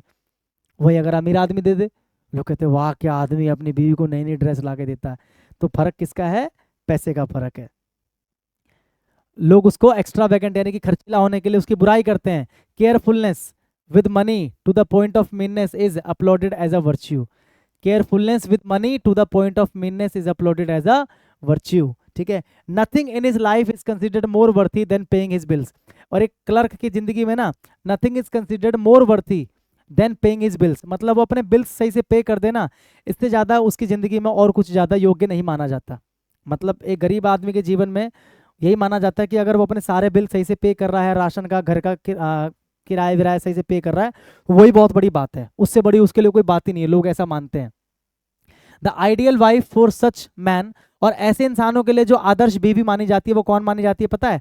For such a man separates her house keeping money, जो औरत अपने घर के खर्च का जो पैसा है वो अलग से रख ले, अपने ऊपर खर्च ना करे, सेपरेट रख दे घर के खर्च का पैसा। Into joyless little piles so much for rent, मतलब अपनी खुशियों का गला घोट कर वो क्या करे, घर के जो खर्चे हैं उसका पैसा अलग रखे। कौन सा पैसा? रेंट का पैसा, खाने का पैसा, फॉर द चिल्ड्रन शूज, बच्चों के जूते का पैसा। She is able to face the milkman with equanimity, face the milkman, मतलब बेचारी दूध वाले का भी बड़े संयम से, बड़े विवेक से सामना करती है, दूध वाले का हिसाब करती है, दूध वाले को पैसा देती है हर महीने, every month, satisfied with her economising ways, और अगर वो इकोनोमाइज कर रही है, इकोनोमाइज का मतलब बचत, तो उसके इस तरीके को देखकर, and never knows the guilt of buying something she can't really afford, और जो बेचारी अफोर्ड नहीं कर सकती वो कभी खरीदने का अपने ऊपर वो गिल्ट नहीं लेती है, तो उस औरत को मतलब अच्छा माना जाता है। उस औरत को क्या माना जाता है? एक माना जाता है आइडियल वाइफ। क्या माना जाता है? आइडियल वाइफ माना जाता है उस गरीब क्लर्क के लिए, ठीक है। As for myself I fall neither of these categories, और राइटर अपनी बात बता रहा है कि मैं इन दोनों में से किसी कैटेगरी में नहीं हूँ। If I have money to spare I can be extravagant, अगर मेरे पास खर्च करने के लिए पैसा है तो मैं खर्चीला बन जाऊंगा, ठीक है। But when as is usually the case I am hard up, लेकिन अगर मैं तंगी में हूं, मान लो मेरे पास पैसा नहीं है, and then I am the meanest man imaginable, मतलब राइटर कह रहा है कि भाई देखो मैं तो दोनों में से किसी कैटेगरी में नहीं हूँ, मैं उस कैटेगरी में हूँ कि अगर मेरे पास पैसा है तो जाहिर सी बात है मैं खर्च करूंगा, बहुत खर्च करूंगा, लेकिन अगर मेरे पास पैसा नहीं है तो मैं दुनिया का सबसे मीन आदमी बन जाऊंगा। दुनिया का सबसे मीन आदमी मतलब सबसे मतलबी आदमी, मतलब मुझे किसी से मतलब नहीं होगा, मेरे को जो करना होगा मैं वही करूंगा, कहने का मतलब ये है, ठीक है। ओवरऑल आपको समझ में आया किस बारे में बात हो रही है? अब एक बार क्वेश्चंस को पढ़ते हैं और आंसर करने की कोशिश करते हैं। Select the antonym of lauded as used in the passage. मैंने आपको बताया था कि क्वेश्चन 3 तरीके से पूछे जाते हैं। सीधे पहला जो क्वेश्चन होता है सीधा क्या होता है? डेटा बेस्ड क्वेश्चन है ना, या फैक्ट बेस्ड क्वेश्चन, मतलब जो फैक्ट या डेटा यहाँ पर दिया होता है वहीं से क्वेश्चन उठा के पूछ लिया जाता है। दूसरा क्या होता है? अंडरस्टैंडिंग बेस्ड, जिसमें आपसे थीम, टाइटल और फिगर ऑफ स्पीच, टोन, ये सब पूछता है। और तीसरा होता है वोकैब बेस्ड, जिसमें आपसे एंटोनियम सिनोनिम पूछता है। तो ये कौन सा? वोकैब बेस्ड है। इसमें आपसे क्या पूछ रहा है? इसमें आपसे एंटोनियम पूछ रहा है किसका? लोथ्ड का। तो मैंने क्या बताया था? लोथ का मतलब क्या होता है? बुराई करना, निंदा करना, नफरत करना, ठीक है। तो उसका आपको बताना है क्या? एंटोनियम यानी कि ऑपोजिट बताना है। देखो कर्स का मतलब क्या होता है? कोसना, किसी को श्राप देना, तो एक जैसे हो गए। तो शन का मतलब क्या होता है? शन का मतलब होता है मुंह मोड़ लेना या दूरियां बना लेना किसी से। जैसे बेटी चली गई किसी और के साथ, तो बेटी के माँ बाप ने अपनी बेटी से मुंह मोड़ लिया, दूरियां बना ली, तो शन कर दिया। तो कहीं ना कहीं सिमिलर है। अडोर का मतलब सजाना, अडोर का मतलब क्या होता है? सजाना भी होता है, तारीफ करना भी होता है। और डिस्पाइस का मतलब क्या होता है? नफरत करना। तो ये तीनों तो भैया सिमिलर हो गए, डिस्पाइस, शन और कर्स सिमिलर हो गए। हमें एंटोनियम चाहिए, तो आंसर क्या हो जाएगा? अडोर्ड। क्या हो जाएगा? अडोर्ड, ठीक है। अडोर का मतलब क्या होता है? प्रशंसा करना। अगला, which of these is not true. अब आपको बताना है इनमें से कौन सा ट्रू नहीं है। ये आ गया आपका ट्रू फॉल्स वाला। तो ये आपका अंडरस्टैंडिंग बेस्ड क्वेश्चन है। आपको 4 ऑप्शंस को पढ़ना है और आपको बताना है कि चारों में से कौन सा ठीक जो है नहीं है, ठीक है। क्या लिखा हुआ है? इज नॉट ट्रू, कौन सा सही नहीं है, कौन सा सही नहीं है? पढ़ो जरा। People who lead a luxurious life are expected to entertain lavishly, मतलब जो लोग एक लग्जूरियस लाइफ जीते हैं उनसे ऐसी उम्मीद की जाती है कि वो लोगों को एंटरटेन करे, मतलब लोगों की हॉस्पिटैलिटी करे लेविशली, भव्य तरीके से। तो बिल्कुल सही लगता है। देखो अभी तो हमने पढ़ा कि जो लोग लग्जूरियस लाइफ जीते हैं उनसे उम्मीद की जाती है कि वो हॉस्पिटैलिटी भी कैसे करे, बड़े लेविश तरीके से करे। कैसे करे? लेविश तरीके से। तो ये बात तो सही है। हमें बताना है कौन सी बात सही नहीं है। A low income person is considered worthy if he pay bills on time, एक लो इनकम वाला बंदा तभी कामयाब माना जाता है अगर वो अपने बिल्स समय पे पे करे। बिल्कुल सही बात है, लिखा तो है पैसेज के अंदर ऐसा, हमने अभी पढ़ा। तीसरा, the author is at liberty to be extravagant at all times, मतलब ऑथर के पास ये आजादी है कि वो हमेशा एक्स्ट्रावेगेंट हो सकता है। अगला पढ़ लेते हैं एक बार। The rich amass wealth by spending money economically, जो अमीर आदमी है ना असल में संपत्ति इकट्ठा करते हैं जब वो समझदारी से पैसा खर्च करते हैं, इकोनॉमिकली मतलब सोच समझ के। तो ये बात भी सही है। हमें बताना है कौन सा ठीक नहीं है, ये वाली बात ठीक नहीं है। देखो कैसे, मैंने अभी आपको पढ़ाया था कि ऑथर कहता है, जो राइटर है वो कहता है कि भैया मैं दोनों में से किसी कैटेगरी में नहीं हूँ, मैं खर्चीला बन जाऊंगा अगर मेरे पास खर्च करने के लिए पैसा है, और अगर मेरे पास पैसा नहीं है, अगर मैं तंगी में हूँ, तो मैं दुनिया का सबसे मीन आदमी बन जाऊंगा। तो ऐसा तो नहीं बोल रहा राइटर कि मैं हमेशा ही खर्चीला बन जाऊंगा, चाहे मैं अमीर हूँ चाहे मैं गरीब हूँ, नहीं। वो बोल रहा है कि अगर अमीर हूं तभी खर्चीला बनूंगा, गरीब हूं तो मैं क्या बन जाऊंगा, मीन। लेकिन यहाँ पर क्या बोल रहा है कि उसके पास आजादी है कि वो हमेशा एक्स्ट्रा वैकेंट बना रहे एट ऑल टाइम्स। तो ये सच नहीं है, तो ये इसका आंसर हो जाएगा। ठीक है, आ रहा है? तो थोड़ा सा ये आपको पढ़ना होता है, पढ़ के इजीली इसका आंसर आप जो है वो दे सकते हो, कोई बड़ी चीज नहीं होती। आप खुद भी ट्राई करो आंसर देने का, आपको मजा आएगा कि हम कर पा रहे हैं। The word equanimity in the passage means, देखो वोकैब बेस्ड आ गया। इक्वानिमिटी का मतलब क्या होता है? इक्वानिमिटी का मतलब होता है धैर्य, संयम, शांति। धैर्य, संयम, शांति, ये होता है इसका मतलब। आपको इसके क्या बताना है, इसका मीनिंग क्या बताना है? ट्रैंक्विलिटी, यही तो इसका मीनिंग है। ट्रैंक्विलिटी का मतलब होता है शांति। इसके लिए आपको वो क्या भी याद होना चाहिए? फ्रस्ट्रेशन आपको पता है, फ्रस्ट्रेशन का मतलब क्या होता है? ठीक है। एंजाइटी मतलब चिंता, एजिटेशन मतलब उत्तेजना। तो ये तीनों सिनोनियम है, और इसके तीनों के तीनों एंटोनियम है, ये दोनों सिनोनियम है। ठीक है। If a successful businessman is judicious with his money, अगर एक सक्सेसफुल बिजनेसमैन, अगर एक successful businessman is judicious, judicious का मतलब क्या होता है? विवेकपूर्ण या समझदार, विवेकपूर्ण या फिर कह सकते हो समझदार। ठीक है। अगर एक सक्सेसफुल बिजनेसमैन अपने पैसे को लेकर समझदार है, तो क्या, आपको देखो चार स्टेटमेंट दिए हैं, आपको चारों को क्या करना है यहाँ पर? चारों, यहाँ पर कंक्लूजन निकालने के लिए बोल रहा है आपसे। मैंने बताया ना आपसे कि आपको कंक्लूजन निकालने के लिए भी बोला जाता है। भाई देखो ये है, अगर ऐसा है तो क्या होगा? देखो अगर एक सक्सेसफुल आदमी ऐसा ऐसा होता है, विवेकपूर्ण होता है अपने पैसों को लेकर, तो क्या होगा? तो इसी स्टेटमेंट का आपको कंक्लूजन निकालना है। चारों में से कौन सा कंक्लूजन आ सकता है? पढ़ो ध्यान से। हिज बिजनेस फ्लोरिशेस, अगर वो अपने पैसे को लेकर समझदार बन जाए तो क्या होगा? उसका बिजनेस फ्लोरिश करेगा, मतलब बिजनेस बढ़ेगा, या उसकी रेपुटेशन सफर करेगी, या उसकी पॉपुलैरिटी बढ़ जाएगी, या उसका जो प्रेस्टीज है, मतलब उसकी जो सम्मान है, इज्जत है, वो बढ़ जाएगी। अब आपको ना यहाँ पर अपनी बुद्धि का इस्तेमाल थोड़ा सा कम करते हुए थोड़ा सा पैसेज को देखना होता है, क्योंकि घुमा फिरा कर बात वही है कि आंसर आपको पैसेज में से ही निकालना है। यहाँ पर आपसे टोन तो पूछा नहीं है ना, आपको पैसेज में से ही देखो स्टेटमेंट दी है। अगर एक समझदार आदमी अपने पैसे को लेकर जुडिशियस बन जाए तो क्या होगा? देखो जरा ध्यान से, यहाँ पर क्या लिखा है? इफ इज नॉट सो, ठीक है, इफ इज नॉट सो यानी कि अगर वो पैसे को लेकर समझदार बन जाए, अगर वो लेविश लाइफ ना जिए, हॉस्पिटैलिटी अच्छे से ना करे, इफ इज नॉट सो अगर ना करे, सो इज कंसिडर्ड मीन, तो उसको मतलब ही माना जाता है। And is reputation in business में इवन सफर, उसकी जो रेपुटेशन है ना वो भी सफर करेगी। वो क्या करेगी? सफर, मतलब उसकी रेपुटेशन जो है उस पर खतरा मंडराएगा। और ये खतरा कब मंडराएगा? अगर वो पैसे को लेकर बचत करने लगे, अगर वो लग्जरियस लाइफ ना जिए। यही तो बात यहाँ पर बोली जा रही है। तो वही चीज यहाँ पर बोली जा रही है कि अगर कोई सक्सेसफुल बिजनेसमैन अपने पैसे को लेकर समझदार बन जाए तो उसकी जो रेपुटेशन है वो क्या करेगी? सफर करेगी। उसकी रेपुटेशन क्या करेगी? सफर करेगी। तो आपको पैसेज को पढ़ के ही आंसर देना है, ऐसा कुछ भी नहीं है कि आपसे बाहर से कुछ पूछ लिया जाए या अपने दिमाग से आपको लिखना हो। चार ऑप्शन है, चार ऑप्शन में से एक आपको सही आंसर जो है वो टिक करना होता है। ठीक है भाई।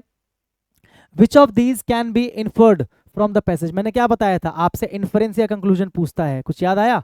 मैंने कहा था ना कि आपसे इन्फरेंस या कंक्लूजन पूछता है, अंडरस्टैंडिंग बेस्ड होता है, इन्फरेंस या कंक्लूजन पूछता है। तो आपसे पूछ रहा है which of this can be inferred from the passage, मतलब जो आपने पैसेज पढ़ा उसके आधार पर इन चारों में से कौन सी बात आपको सही लगती है। सिंपल से ये मतलब है कि कौन सी बात कंक्लूजन के तौर पर निकाली जा सकती है, और इसमें आपको अपना दिमाग लगाना होता है। देखो पहली बात क्या लिखी हुई है, ध्यान से पढ़ोगे तो आंसर आ जाएगा। पहली बात क्या लिखी है? Extravagance is applauded in some and condemned in others, कि जो खर्च करने की जो आदत होती है, किसी किसी मामले में उसकी तारीफ की जाती है और किसी किसी मामले में बुराई भी की जाती है। एक बार पढ़ लो पहले पूरा। Wealthy people are stingy as far as philanthropy is concerned, कि जो अमीर आदमी होते हैं वो कंजूस होते हैं as far as philanthropy is concerned. जब मानवता की बात आती है, अच्छाई करने की बात आती है, तो जो अमीर आदमी होते हैं वो कंजूस बन जाते हैं। फॉर द वेल्दी, अमीर लोगों के लिए, prudence with money is considered a virtue, मतलब पैसे से अगर आप क्या हो, समझदार हो, तो उसको आपके लिए एक अच्छा गुण माना जाता है। People who have meagre income, जिनकी इनकम कम है, are expected to be spend thrift, उनसे एक्सपेक्ट किया जाता है कि वो ज़्यादा खर्च करें। तो जो पैसेज आपने पढ़ा उसके हिसाब से इन चारों में से कौन सी बात है जो आपको लगता है कि हाँ ये स्टेटमेंट मैं कंक्लूजन के तौर पे दे सकता हूँ? क्या पहला आप दे सकते हो कि एक्स्ट्रा वैकेंस जो है ना, कहीं कहीं पर तो उसकी प्रशंसा की जाती है और किसी किसी केस में उसको कंडेम किया जाता है। तो आपने शायद पहला स्टेटमेंट यही पढ़ा था कि according to his position in life an extravagant man is either admired और लोथ्ड, यानी कि कभी कभी जो एक्स्ट्रावेगेंट आदमी है उसकी प्रशंसा भी की जा सकती है और कभी कभी उसकी निंदा भी की जा सकती है। यही तो आपने पढ़ा, और वही बात आपसे यहाँ पर कह रहा है कि जो एक्स्ट्रावेगेंस है इज अपलॉडेड इन सम, किसी किसी केस में उसकी अपलॉड की जाती है, मतलब तारीफ की जाती है, एंड कंडेम्ड इन अदर्स, और दूसरे केस में उसकी निंदा भी की जाती है। तो यही आपका आंसर है। देखो दूसरा पढ़ोगे, wealthy people are stingy as far as philanthropy is concerned, कि जब मानवतावादी कार्य करने की बात आती है तो जो वेल्दी लोग हैं वो कंजूस बन जाते हैं। ऐसा कुछ भी हमने पैसेज में नहीं पढ़ा, ठीक है। For the wealthy, prudence with money is considered virtue, अमीर लोग अगर अपने पैसे को लेकर समझदार बन जाए तो उसके लिए अच्छा माना जाता है, जबकि आपने इसका उल्टा पढ़ा है कि अगर पैसे को लेकर समझदारी दिखाए, लग्जूरियस लाइफ ना जिए, है ना, हॉस्पिटैलिटी ना करे, तो उनके जो सम्मान होता है उस पर भी बात आ जाती है, उनकी रेपुटेशन पर बात आ जाती है। तो उल्टा है ये तो। People who have a meagre income, उनसे उम्मीद की जाती है कि वो ज़्यादा खर्च करें, नहीं, जो कम कमा रहा है उससे उम्मीद की जाती है कि वो कम खर्च करे, उसकी बीवी सबसे पहले बिल्स भरे, उसके बाद अपने जो शौक है वो पूरे करे। तो ये भी गलत है, तो हमें सही बताना था, तो ए आंसर जो है इसका करेक्ट है। अगला ये पैसेज है, फिर से आप क्या करो, एक बार स्क्रीन को पॉज कर लो और पॉज करके एक बार आप इसको करने की कोशिश करो, ठीक है।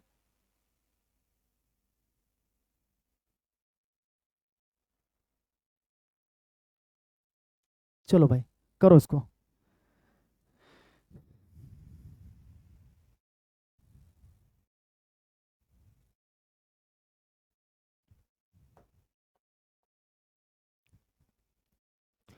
पॉज करके पढ़ लिया आपने इसको, ठीक है। देखो पढ़ रहा हूं मैं इसको। My path to the house was by no means an easy one. My path to the house यानी कि मेरे घर तक जाने का जो रास्ता था ना, was by no means an easy one, मतलब वो आसान तो बिल्कुल भी नहीं था। राइटर यहाँ पर आपको बता रहा है, ठीक है, अपनी कहानी सुना रहा है वो आपको कि मेरे घर तक जाने का रास्ता आसान तो बिल्कुल नहीं था। After confused wanderings through tangled Hess's, मतलब आफ्टर कन्फ्यूज्ड वॉन्डरिंग्स, मतलब कन्फ्यूज होकर जब मैं यहाँ वहाँ घूम रहा था, थ्रू टैंगल्ड हैजेस, हैज का मतलब क्या होता है, जो बाड़े लगे होते हैं ना, लकड़ी के जो बाड़े लगे होते हैं किनारे किनारे घर के, ठीक है, गार्डन्स वगैरह में, तो वहां पर बहुत ज्यादा घूमने के बाद में इधर उधर struggling with obstacles that looked strange to me, मतलब ऐसी ऐसी बाधाओं से मैं स्ट्रगल किया जो मुझे बड़ा ही अजीब लगा। To me in the surrounding, उस माहौल में, ग्लूम, ग्लूम मतलब पूरा अंधेरे भरे, क्योंकि वहां पर अंधेरा था, ग्लूम का मतलब वहां पे क्या था, अंधेरा था, तो उस माहौल में मुझे काफी दिक्कत हुई, मैंने काफी ऑब्स्टिकल्स का सामना किया, है ना, इधर उधर घूमा मैं।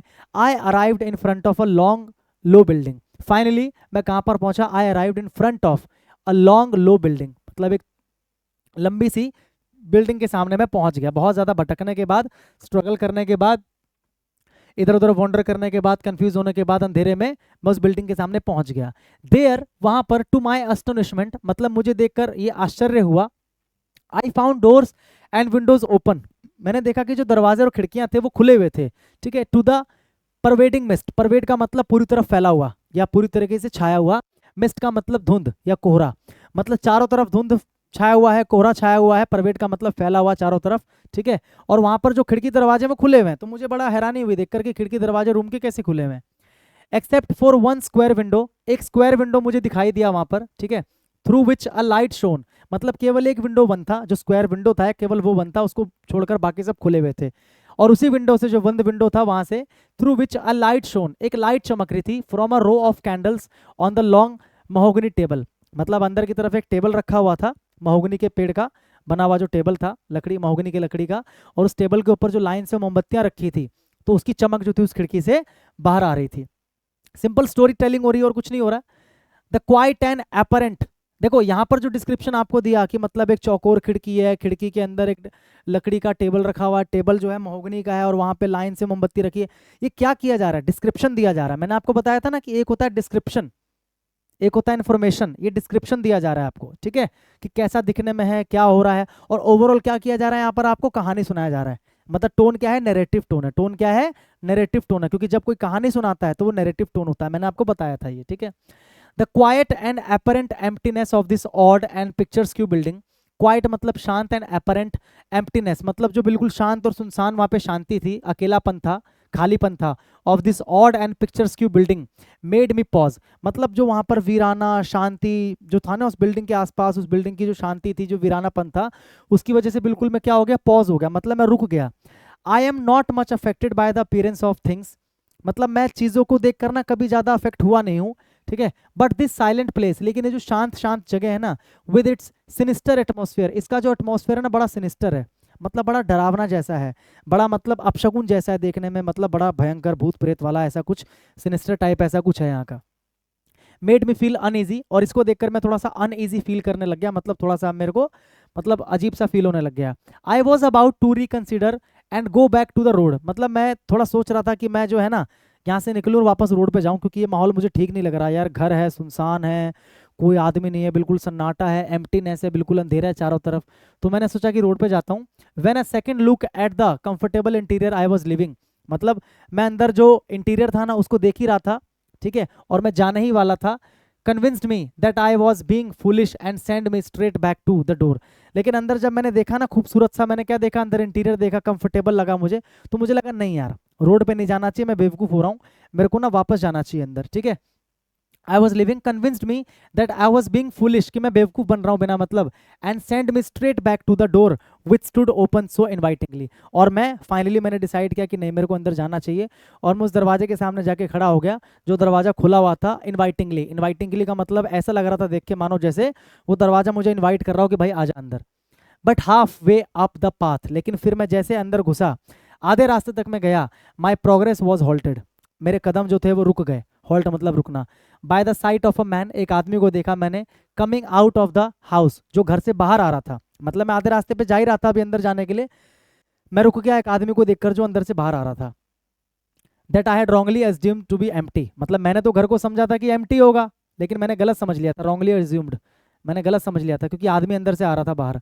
ही सीम्ड टू बी इन अ हरी, वो काफी जल्दीबाजी में लग रहा था वो आदमी। And at the moment when I first saw him, और जब मैंने उसको पहली बार देखा, was busy putting his watch back in is pocket, तो वो जो था ना अपनी वॉच को अपने पॉकेट में रख रहा था। जब मैंने उसको पहली बार देखा तो अपनी वॉच को वो अपने पॉकेट में रखने में बिजी था। He did not shut the door behind him, मतलब जब वो निकला घर से बाहर, मतलब ऐसे वो घर से बाहर निकला, मैं तो अंदर जाने के लिए जा रहा हूँ, लेकिन वो घर से बाहर निकला, उसने पीछे देखा लेकिन दरवाजा बंद नहीं किया उसने, लिखा ना देखो, he did not shut the door behind him, उसने दरवाजा बंद नहीं किया। विच आई थॉट ऑड, जो मुझे अजीब लगा, स्पेशली क्योंकि as he has been looking behind him, क्योंकि वो अपने पीछे देख भी रहा था बार बार। He seemed to take in all the details of the place he was so hurriedly living, मतलब जल्दी जल्दी में जिस जगह वो छोड़ के जा रहा था ना, वो पीछे देखता हुआ भी जा रहा था, जल्दी में भी था लेकिन पीछे देखता हुआ जा रहा था। ऐसा लग रहा था कि जैसे सारी की सारी डिटेल को वो कैप्चर कर लेना चाहता है। तो इतना डिटेल में कोई देख रहा है और फिर वो निकलते समय दरवाजा बंद नहीं किया, तो मुझे थोड़ा सा अजीब लगा। एज वी मेट, जब हम मिले, ही रेज्ड हिज हैट, उसने अपनी हैट को उठाया। This also struck me as unusual, ये भी मुझे थोड़ा सा अनयूजुअल लगा, ठीक है। For he displayed more respect than that usually shown to strangers, क्योंकि उसने अपनी हैट को ऐसे लेके, ऐसे ऐसे होता है ना हैट ऐसे लेकर सम्मान के रूप में करना, तो मुझे लगा यार एक स्ट्रेंजर को कोई इतना सम्मान क्यों देगा।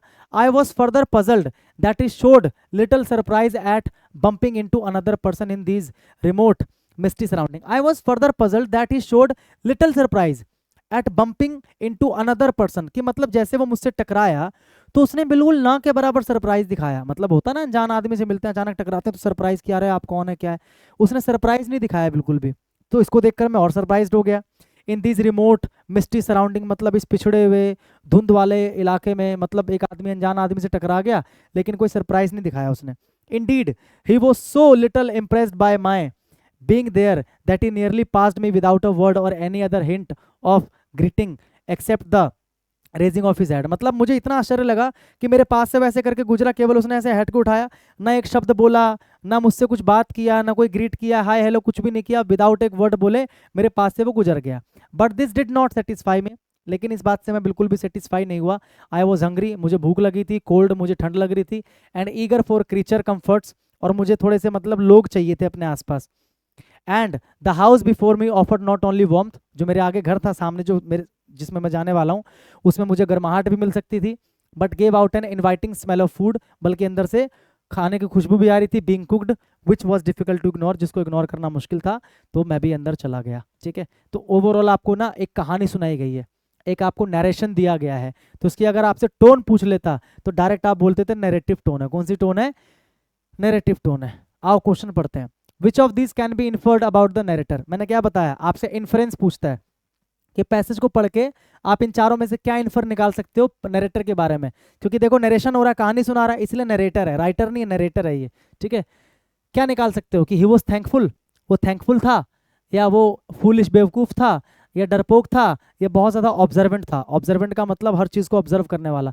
तो जितना डिटेल में आपने पढ़ा उसको पढ़ के क्या लगा कि वो बहुत ज्यादा ऑब्जर्वेंट था, एक एक चीज को ऑब्जर्व कर रहा है कि घर कैसा है, खिड़की कौन सी खुली है, कौन सी खिड़की बंद है, खिड़की के अंदर कौन सी टेबल है, महोगनी की टेबल है, महोगनी की लकड़ी की बनी है, आदमी कैसे निकल रहा है, उस आदमी ने दरवाजा बंद नहीं किया, आदमी ने अपनी घड़ी को जेब में रखा।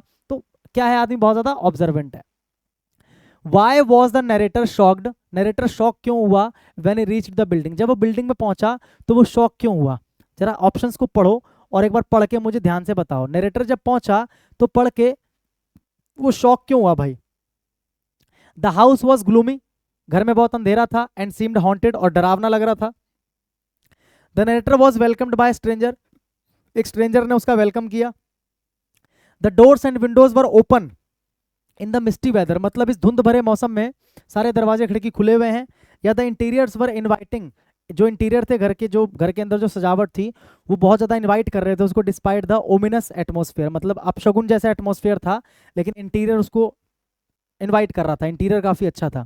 तो किस चीज को लेकर वो सरप्राइज हुआ? लिखा है ना, why was the narrator shocked, shock क्यों हुआ when he reached the building. तो देखो जब वो बिल्डिंग पहुंचा तो बिल्डिंग पहुंचते के साथ ही वो शॉक क्यों हुआ, इसका रीजन यहाँ पर लिखा हुआ है।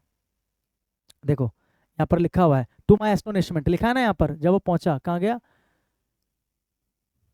टू माई एस्टोनिशमेंट, मतलब मैं आश्चर्यचकित हो गया, I found doors and window open to the pervading mist, मतलब इतना मिस्ट होने के बाद भी दरवाजे और खिड़कियां जो थे वो खुले हुए थे। तो इसी बात को लेकर तो वो शॉक हुआ है। तो वही आपसे पूछ रहा कि शॉक क्यों हुआ था, क्योंकि the doors and window were open in the misty weather, कि इस धुंध भरे मौसम में जहां पर सबको अंदर होना चाहिए घर के, ठीक है, दरवाजे खिड़की बंद होने चाहिए, ऐसे मौसम में दरवाजे खिड़की क्या है, खुले हुए हैं। तो उसको देखकर वो दंग रह गया। द गिवन एक्सट्रैक्ट इज, अब देखो आपसे पूछा है कि ये जो गिवन पैसेज है वो क्या है। देखो कितना प्यारा क्वेश्चन पूछा है, जो पैसेज है ये क्या है? क्या ये एक ट्रेवलॉग है? ट्रेवलॉग का मतलब कि जब आप यात्रा करते हो, अपने यात्रा का वृत्तांत बताते हो कि मैंने यात्रा करी, फिर मैं यहाँ गया, फिर मैं वहां गया, क्या ये ट्रेवलॉग है? नहीं। क्या ये एक रिपोर्ट है कि मतलब एक घटना घट गई, घटना में ऐसे ऐसे हुआ, इतने लोग घायल हो गए, एक रिपोर्ट है, न्यूज रिपोर्ट है? नहीं। क्या ये एक बायोग्राफी है? नहीं, ये एक सिंपल क्या है, नैरेटिव है। मैंने बताया ना, कहानी अगर सुनाई जा रही है तो मतलब वो नैरेटिव टोन में बात हो रही है। तो मतलब घुमा फिरा अगर आपसे पूछ रहा है कि इसकी टोन क्या है, तो मैंने क्या बताया आपको, अगर कहानी सुनाई जा रही है तो मतलब नैरेटिव टोन है। ठीक है, अगला, select the most appropriate meaning of the word pervading. मैंने क्या बताया, परवेड का मतलब क्या होता है, चारों तरफ फैलना, है ना, हर जगह मौजूद होना, परवेड होना, as used in the passage. तो क्या होगा, स्प्रेडिंग, स्प्रेडिंग का मतलब फैला हुआ। ठीक है, एक ही इसका मीनिंग बन रहा है, वही पूछना है। Which of these statements is not true, आपको बताना है कि इनमें से कौन सा ट्रू नहीं है, मतलब तीन ट्रू है और एक ट्रू नहीं है। पहला पढ़ो, the narrator first contemplated going back to the road, मतलब पहले नरेटर के मन में ख्याल आया, उसने विचार किया कि वापस रोड पे चलते हैं, तो बात तो सही है, उसके मन में विचार आया था। द स्ट्रेंजर वॉज इन अ हरी, जो स्ट्रेंजर आदमी था वो बहुत जल्दबाजी में था, टू लीव द बिल्डिंग, ये भी सही है, वो जल्दबाजी में था। The narrator was seeking food and shelter, narrator को हमारे क्या चाहिए था, खाना और रहने की जगह, ये भी सही है। The stranger living the house was its owner, जो स्ट्रेंजर था वो उस घर का मालिक था, ऐसा तो कहीं पर भी हमने नहीं पढ़ा, तो ये ट्रू नहीं है। हमसे पूछा कौन सा ट्रू नहीं है, तो ये जो है ट्रू नहीं है। ठीक है भाई, पढ़ लो इसको पॉज करके जल्दी से।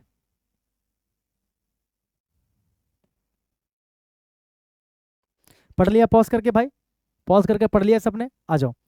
As the world's population approaches 8 billion, मतलब जैसे जैसे वर्ल्ड की पॉपुलेशन 8 बिलियन पहुंची है, एंड रिसोर्सेज यूज इंटेंसिफाइज, और जो संसाधनों का इस्तेमाल है वो बहुत ज़्यादा इंटेंसिफाई हुआ है, क्योंकि लोगों की संख्या बढ़ेगी तो संसाधनों का इस्तेमाल भी बढ़ेगा। Pollution is ever more extensive, उतना ही ज़्यादा पोल्यूशन भी बढ़ गया है। मतलब जैसे जैसे वर्ल्ड की पॉपुलेशन 8 बिलियन पहुंची है, संसाधनों का इस्तेमाल बढ़ गया है, वैसे वैसे पोल्यूशन भी बढ़ गया है। परवेसाइव, परवेसाइव का मतलब पोल्यूशन हर जगह क्या हो गया है, फैल गया है। परवेसाइव मतलब हर जगह मौजूद, हर जगह उपलब्ध है, ठीक है। एंड परसिस्टेंस, और लगातार बना हुआ है, ऐसा नहीं कि पोल्यूशन आज है कल नहीं है, लगातार पोल्यूशन बना हुआ है, लगातार पोल्यूशन बढ़ रहा है। इट अफेक्ट्स आवर हेल्थ, ये हमारे हेल्थ को अफेक्ट करता है through the food we eat, उस भोजन के जरिए जो हम खाते हैं, द वाटर वी ड्रिंक, और उस पानी के जरिए जो हम पीते हैं, and the air we breathe, और उस हवा के जरिए जिसमें हम क्या लेते हैं, सांस लेते हैं। मतलब पोल्यूशन हमें हर तरीके से बीमार कर रहा है, हमें अफेक्ट कर रहा है। बाय 2025 2025 तक the world's cities will produce 2.2 billion turns of waste, मतलब जितने भी वर्ल्ड के शहर है ना वो उत्पादित करेंगे 2.2 billion turns of waste every year, हर साल 2.2 बिलियन टन जो वेस्ट है वो प्रोड्यूस करेंगे, more than 3 times the amount produced in 2009। 2009 में जितना वेस्ट प्रोड्यूस होता था उसका कितना 3 गुना ज्यादा जो है अब प्रोड्यूस वो करेंगे 2025 तक। That sad pollution is not a new phenomenon and is largely controllable, मतलब पोल्यूशन कोई नई चीज तो नहीं है, कोई नई घटना तो नहीं है, पोल्यूशन तो पहले से ही है। एंड इज लार्जली कंट्रोलेबल, और अगर ढंग से देखा जाए तो इसको हम कंट्रोल कर सकते हैं, कंट्रोलेबल है। एंड ऑफन अवॉइडेबल, और हम अवॉइड भी कर सकते हैं, पोल्यूशन को हम रोक भी सकते हैं। as shown in some countries and cities that have succeeded in decoupling economic growth, और कई सारे देशों में देखा भी गया, कई सारी कंट्रीज में देखा भी गया जिन्होंने क्या किया, इकोनॉमिक ग्रोथ को अचीव कर लिया from pollution and waste accumulation. मतलब उन्होंने अपने क्या किया है, पोल्यूशन और वेस्ट अक्यूमुलेशन से अपने इकोनॉमिक ग्रोथ को डिकपल कर लिया, मतलब अलग कर लिया है, मतलब तरक्की करने में कामयाब हुए हैं, पोल्यूशन को कम करके वो तरक्की करने में क्या हुए हैं, कामयाब हुए हैं। With the end goal to eradicate all forms of pollution, जो एंड गोल है हमारा वो क्या होना चाहिए, टू इरेडिकेट यानी कि उखाड़ फेंकना, all forms of pollution by 2020, 2020 तक हर प्रकार का जो पोल्यूशन उसको उखाड़ फेंकना हमारा लक्ष्य होना चाहिए। The UN environment programme was tasked by the UN environment assembly, UN environment assembly के द्वारा एक ये बनाया गया था प्रोग्राम, यूएन एनवायरमेंट प्रोग्राम बनाया गया था, ठीक है, to coordinate the implementation of a global plan, ताकि ग्लोबल लेवल पे, पूरे वर्ल्ड लेवल पे एक प्लान जो है वो बनाया जा सके, retreating that pollution is not only an environmental priority. ये बात बताने के लिए, इस बात को सामने रखने के लिए कि जो पोल्यूशन है वो केवल एक एनवायरमेंटल प्रायोरिटी ही नहीं है, it's a priority for the achievement of the sustainable development goals, बल्कि अगर हमें सस्टेनेबल डेवलपमेंट गोल को अचीव करना है तो उसके लिए भी क्या है, पोल्यूशन को रोकना बहुत ज़्यादा ज़रूरी है। और इसी के लिए ये जो एनवायरमेंट प्रोग्राम है ये बनाया गया था, किसके द्वारा, किसके द्वारा, यूएन एनवायरमेंट असेंबली के द्वारा, ठीक है भाई। ओवरऑल इसके अंदर बात हो रही है, पोल्यूशन की बात हो रही है, पोल्यूशन कैसे हम रोक सकते हैं उसकी बात हो रही है ना, पोल्यूशन कैसे कैसे बढ़ रहा है उसकी बात हो रही है। पढ़ो question, which is the best description of the tone of the passage. देखो डायरेक्ट टोन पूछ लिया आपसे भाई, डायरेक्ट टोन पूछ लिया, आप डायरेक्ट टोन पूछ लिया तो बताओ क्या है ऑप्शन। भाई देखो ऑप्शन ए दे रखा है technical, sarcastic, dogmatic, humanistic. Technical क्या होता है, जिसमें टेक्निकल टर्म्स की बात होती है, टेक्नोलॉजी की बात होती है ना, उसको बोलते हैं टेक्निकल। सरकास्टिक मैंने आपको बताया था कि जब आप बोलते हो कुछ और उसकी मीनिंग कुछ और आती है, आप थोड़ा सा मतलब व्यंग मारते हो, लेकिन यहाँ पर कुछ व्यंग जैसा थोड़ी है। डॉगमेटिक क्या होता है, जब आप अपने ही स्टेटमेंट को सही बता रहे हो तो ये बोलते हो कि नहीं जो मैं बोल रहा हूँ वही सही है, बताया था ना मैंने सब कुछ कि जो मैंने बताया था वही सही है, जो मैंने बोल दिया वही सही है, इसके अलावा कुछ नहीं है। और ह्यूमनिस्टिक मैंने बताया था क्या होता है, जब आप मानव हित की बात करते हो, मानवतावादी की बात करते हो, इंसान की भलाई की बात करते हो तो ह्यूमनिस्टिक। तो इसमें किसकी बात हो रही है, इंसान की भलाई की, मानवता की बात हो रही है, कहीं ना कहीं पढ़ के लग रहा है कि नहीं लग रहा है, क्योंकि डॉगमेटिक नहीं है, सरकास्टिक नहीं है, टेक्निकल नहीं है, तो क्या है, ह्यूमनिस्टिक है। क्या है, ह्यूमनिस्टिक है। इसलिए मैंने कहा कि अच्छे से उनको पढ़ लेना कि कौन सा टोन क्या बताता है। तो जैसे आपने इसको पढ़ा आपको अपने आप ही पता लग गया कि यार इस पैसेज के अंदर ओवरऑल क्या बात हो रही है, ठीक है, कोई बड़ी बात नहीं है पता लगाना टोन का। विच of the following most accurately states the central idea of the passage, यानी कि थीम। सेंट्रल आइडिया का मतलब होता है थीम, ठीक है, यानी कि आपको बताना है कि चारों ऑप्शन में से कौन ऐसा है जो पैसेज का सबसे बढ़िया थीम जो है ना पेश कर रहा है। थीम का मतलब जिसके चारों तरफ वो पैसेज घूम रहा है, थीम का ये मतलब होता है। थीम का मतलब होता है सेंट्रल आइडिया, यानी कि जिसके चारों तरफ वो पैसेज घूम रहा है।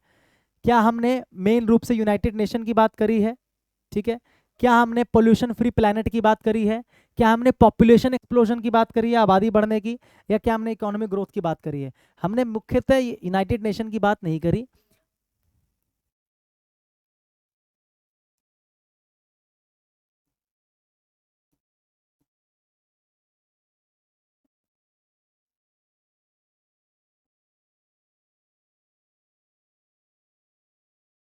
ये कहाँ से आ गया भाई?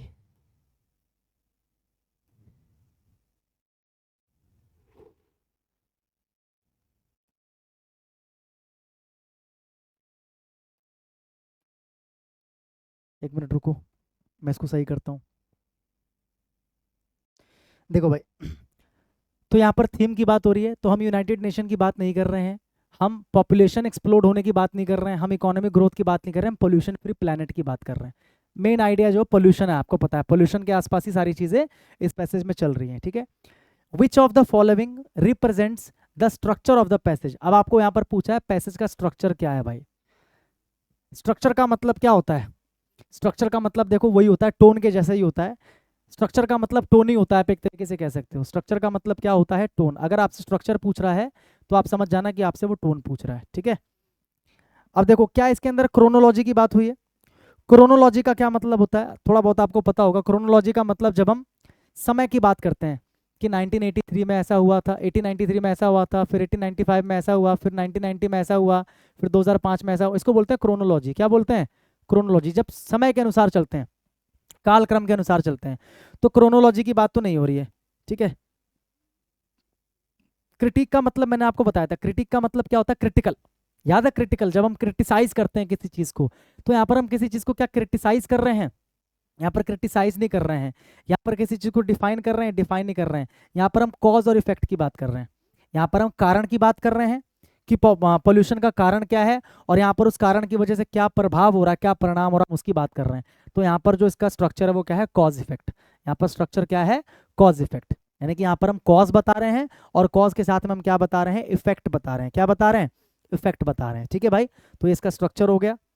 अगला देख लो, what is the antonym for the word pervasive? Pervasive मैंने आपको बताया, हर तरफ मौजूद, चारों तरफ मौजूद। इसका एंटोनियम बताना है, तो एंटोनियम क्या हो जाएगा? लिमिटेड। लिमिटेड मतलब जो सीमित है, ठीक है। परवेसाइव मतलब हर जगह, और लिमिटेड का मतलब सीमित। What is the antonym for the word priority? Priority का एंटोनियम, प्रायोरिटी मतलब जिसको सबसे पहले हम, जिस पे सबसे पहले हम ध्यान देते हैं, है ना, जिसको सबसे पहले हम कंसिडर करते हैं, तो इसका एंटोनियम क्या हो जाएगा? फैक्टर, लास्ट, पार्ट या टास्क। तो प्रायोरिटी मतलब सबसे पहले, और लास्ट मतलब सबसे अंत में, तो दोनों एक दूसरे के क्या हो जाएंगे? एंटोनियम हो जाएंगे। क्या हो जाएंगे भाई? एंटोनियम हो जाएंगे, ठीक है। समझ में आ रहा है? एक और मैं आपको कराऊंगा छोटा सा पैसेज, दो कराऊंगा मैं आपको अभी, ठीक है।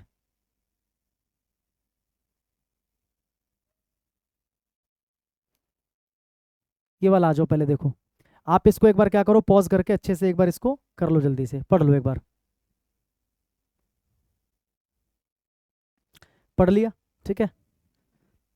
देखो, the world of social media is a strange and wondrous place. ये जो सोशल मीडिया की दुनिया है ना, ये बड़ी अजीबोगरीब और बड़ी ही वंडरस प्लेस है। It's a world where you can connect with people from all over the globe. Social media एक ऐसी जगह है जहां पर आप पूरे संसार में किसी भी व्यक्ति के साथ में कनेक्ट कर सकते हो, मतलब जुड़ सकते हो।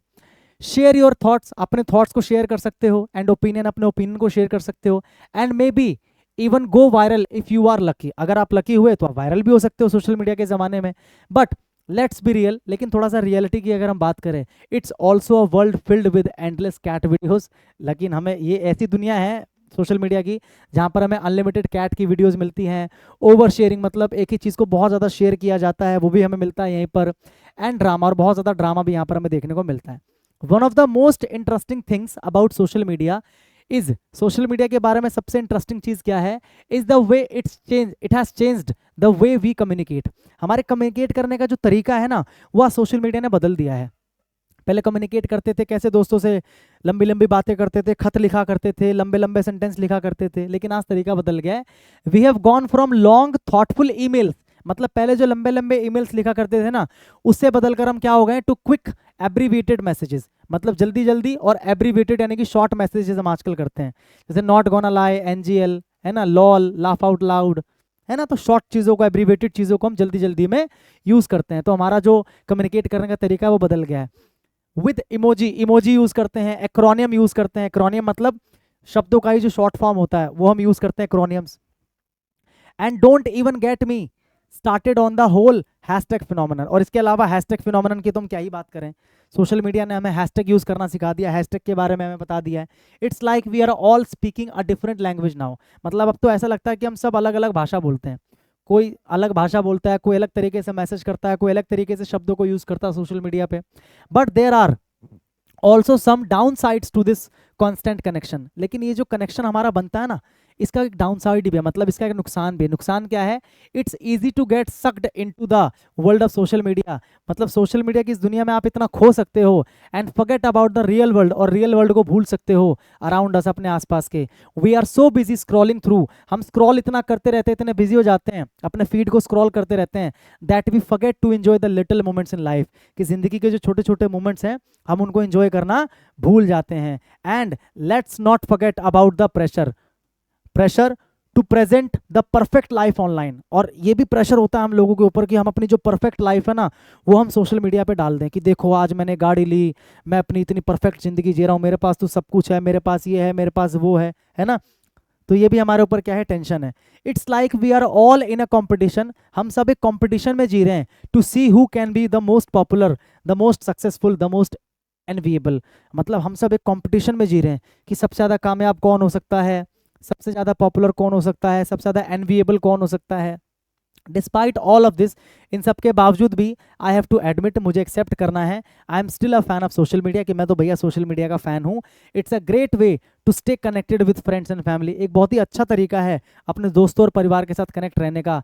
And I have even made some new friends through various online communities, और अलग अलग ऑनलाइन कम्युनिटीज़ के थ्रू मैंने कुछ नए दोस्त भी बनाए हैं। प्लस लेट्स फेस इट, इसका भी सामना कर लेते हैं, sometimes you just need a good laugh at a ridiculous meme. और कभी कभी तो आपको एक रिडिकुलस मीम पे अच्छी खासी हंसी भी आई जाती है, तो मतलब हंसने का भी साधन सोशल मीडिया है, ठीक है। What is the antonym of the word perfect? Perfect का एंटोनियम क्या हो जाएगा, बताइए भैया, परफेक्ट का एंटोनियम क्या हो जाएगा?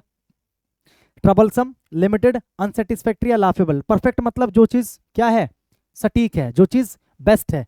तो इसका ऑपोजिट क्या हो जाएगा? अनसेटिस्फैक्ट्री, मतलब जिसको देखकर आप सेटिस्फाइड नहीं हो, जिसको करके आप सेटिस्फाइड नहीं हो। Which of the following is not mentioned as a way social media has change the way we communicate? मतलब हमारे कम्युनिकेट करने का जो तरीका है सोशल मीडिया ने आज बदल दिया है, तो उस बदलने के कई सारे तरीके बताए गए हैं, तो इनमें से वो कौन सा तरीका नहीं है जो पैसेज में बताया गया है? Quick abbreviated messages with emoji and acromion, ये हम यूज करते हैं, बिल्कुल करते हैं, लिखा है ना भी पैसेज में कि छोटे छोटे जल्दी जल्दी में यूज किए गए मैसेज इमोजी के साथ हम यूज करते हैं। बताना कौन सा नहीं है, ये तो है। Video conferencing for more meaningful conversation, मतलब ज़्यादा मीनिंगफुल कॉन्वर्सेशन करने के लिए हम लोग वीडियो कॉन्फ्रेंस करते हैं, हालांकि ऐसी कोई बात नहीं की गई है, फिर भी आगे बढ़ते हैं। Connecting with people from all over the world, पूरे संसार में लोगों से कनेक्ट करते हैं, ये बात है। The use of hashtag, hashtag use करना सीखें, ये बात भी है, मतलब ये वाली बात नहीं है कहीं भी। सोशल मीडिया ने हमारे कम्युनिकेट करने का तरीका बदल दिया है, तो उनमें से ये 3 तरीके हैं जो हमें पैसेज में दिए गए हैं, ये वाला तरीका नहीं है। विच of the following would be the most appropriate title? देखो टाइटल वाला क्वेश्चन आ गया, आपसे पूछा कि कौन सा इसका जो है अप्रोप्रिएट टाइटल हो सकता है। ये जो आपने पैसेज पढ़ा, अगर आपसे मैं पूछूं कि इसका कौन सा टाइटल आप दोगे, एक टाइटल अगर आपको देना हो तो क्या टाइटल दोगे? पहला option, the joys and sorrows of social media, social media का सुख और दुख। The benefits of social media, social media के बेनिफिट।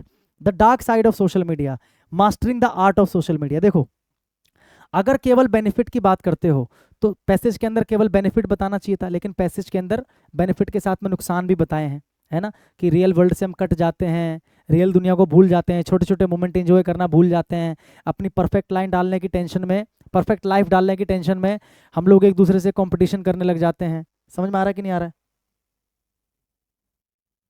क्लियर है? तो केवल बेनिफिट की बात नहीं कर रहे हैं, केवल डार्क साइड की बात भी नहीं कर रहे हैं, क्योंकि हमने अच्छाई भी बताई है। Mastering the art of social media, social media कैसे चलाया जाए, कैसे चलाते हैं, कैसे सीखते हैं, क्या हम इसकी बात कर रहे हैं? Mastering the art of social media नहीं, हम बात कर रहे हैं जॉयज एंड सोरोज, मतलब सुख और दुख। यानी कि अगर हमें जो यानी कि खुशी मिलती है चलाने में, तो हमें कहीं ना कहीं दुख भी है सोशल मीडिया से, तो हम दोनों की बात कर रहे हैं। तो यही मैंने आपको बताया था कि टाइटल जो है ना टाइटल की पहचान करने के लिए ओवरऑल पैसेज में किस बारे में बात हो रही है वो जानना बहुत ज़्यादा क्या होता है, ज़रूरी होता है। अगर आपको वो पता है कि किस बारे में पैसेज में बात हो रही है, तब आपको टाइटल ढूंढने में कोई भी दिक्कत नहीं आएगी। ठीक है। What is one of the down sides of social media? Social media का एक डाउन साइड बताना है, एक नुकसान बताना है जो पैसेज में बताया गया है। It can help connect with people all over the globe, मतलब पूरे संसार में लोगों से जुड़ सकते हो। ये डाउन साइड थोड़ी है, तो अच्छी बात है। It's a great way to stay connected with friends and family, ये भी अच्छी बात है। It encourages people to enjoy the little moments in life, it encourages people to enjoy the little moments in life, ये गलत बात है, ये ऐसा कुछ नहीं लिखा। It can lead to pressure to present a perfect life online. अच्छा, हमें यहाँ पर बताना है डाउन साइड क्या है, तो डाउन साइड तो यही है, डाउन साइड तो यही है ना कि it can lead to pressure to present a perfect life online. अभी पढ़ा ना आपने कि अपनी परफेक्ट लाइफ को ऑनलाइन दिखाने का प्रेशर लोगों पे बढ़ जाता है, जिससे लोग जो है एक दूसरे से कंपटीशन करते हैं कि सबसे ज़्यादा सक्सेसफुल कौन है, सबसे ज़्यादा कामयाब कौन है, सबसे ज़्यादा होनहार कौन है। What is the theme of the passage? Theme का मतलब सेंट्रल आइडिया, जिसके चारों तरफ ये पैसेज घूम रहा है। The dangers of spending too much time online, मतलब बहुत ज़्यादा ऑनलाइन टाइम बिताने का खतरा, या the importance of social media for business, या the positive and negative effects of social media. Direct answer, क्योंकि अभी आपने टाइटल में भी वही चीज़ पढ़ी। मैंने क्या बोला था, टाइटल और थीम में यही फर्क है। टाइटल उसका केवल एक नाम बताता है और थीम उसका पूरा एक्सप्लेन करके बताता है कि किस बारे में वो पैसेज है।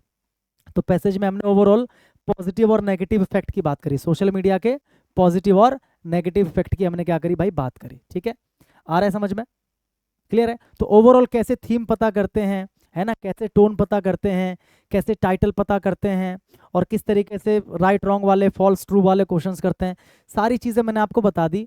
मतलब मैंने आपको बहुत सारी चीज़ें इसके अंदर बता दी। इस क्लास के अंदर ये लगभग 2 सवा 2 घंटे की क्लास है। कितने घंटे की क्लास हो गई? 2 घंटे से ऊपर की क्लास हो गई है ना। और इस क्लास के अंदर मैंने आपको रीडिंग कॉम्प्रिहेंशन के बारे में जितनी भी चीज़ें बताई मैंने आपको, उस सारी की सारी अपने आप में मोस्ट इंपॉर्टेंट चीज़ें हैं।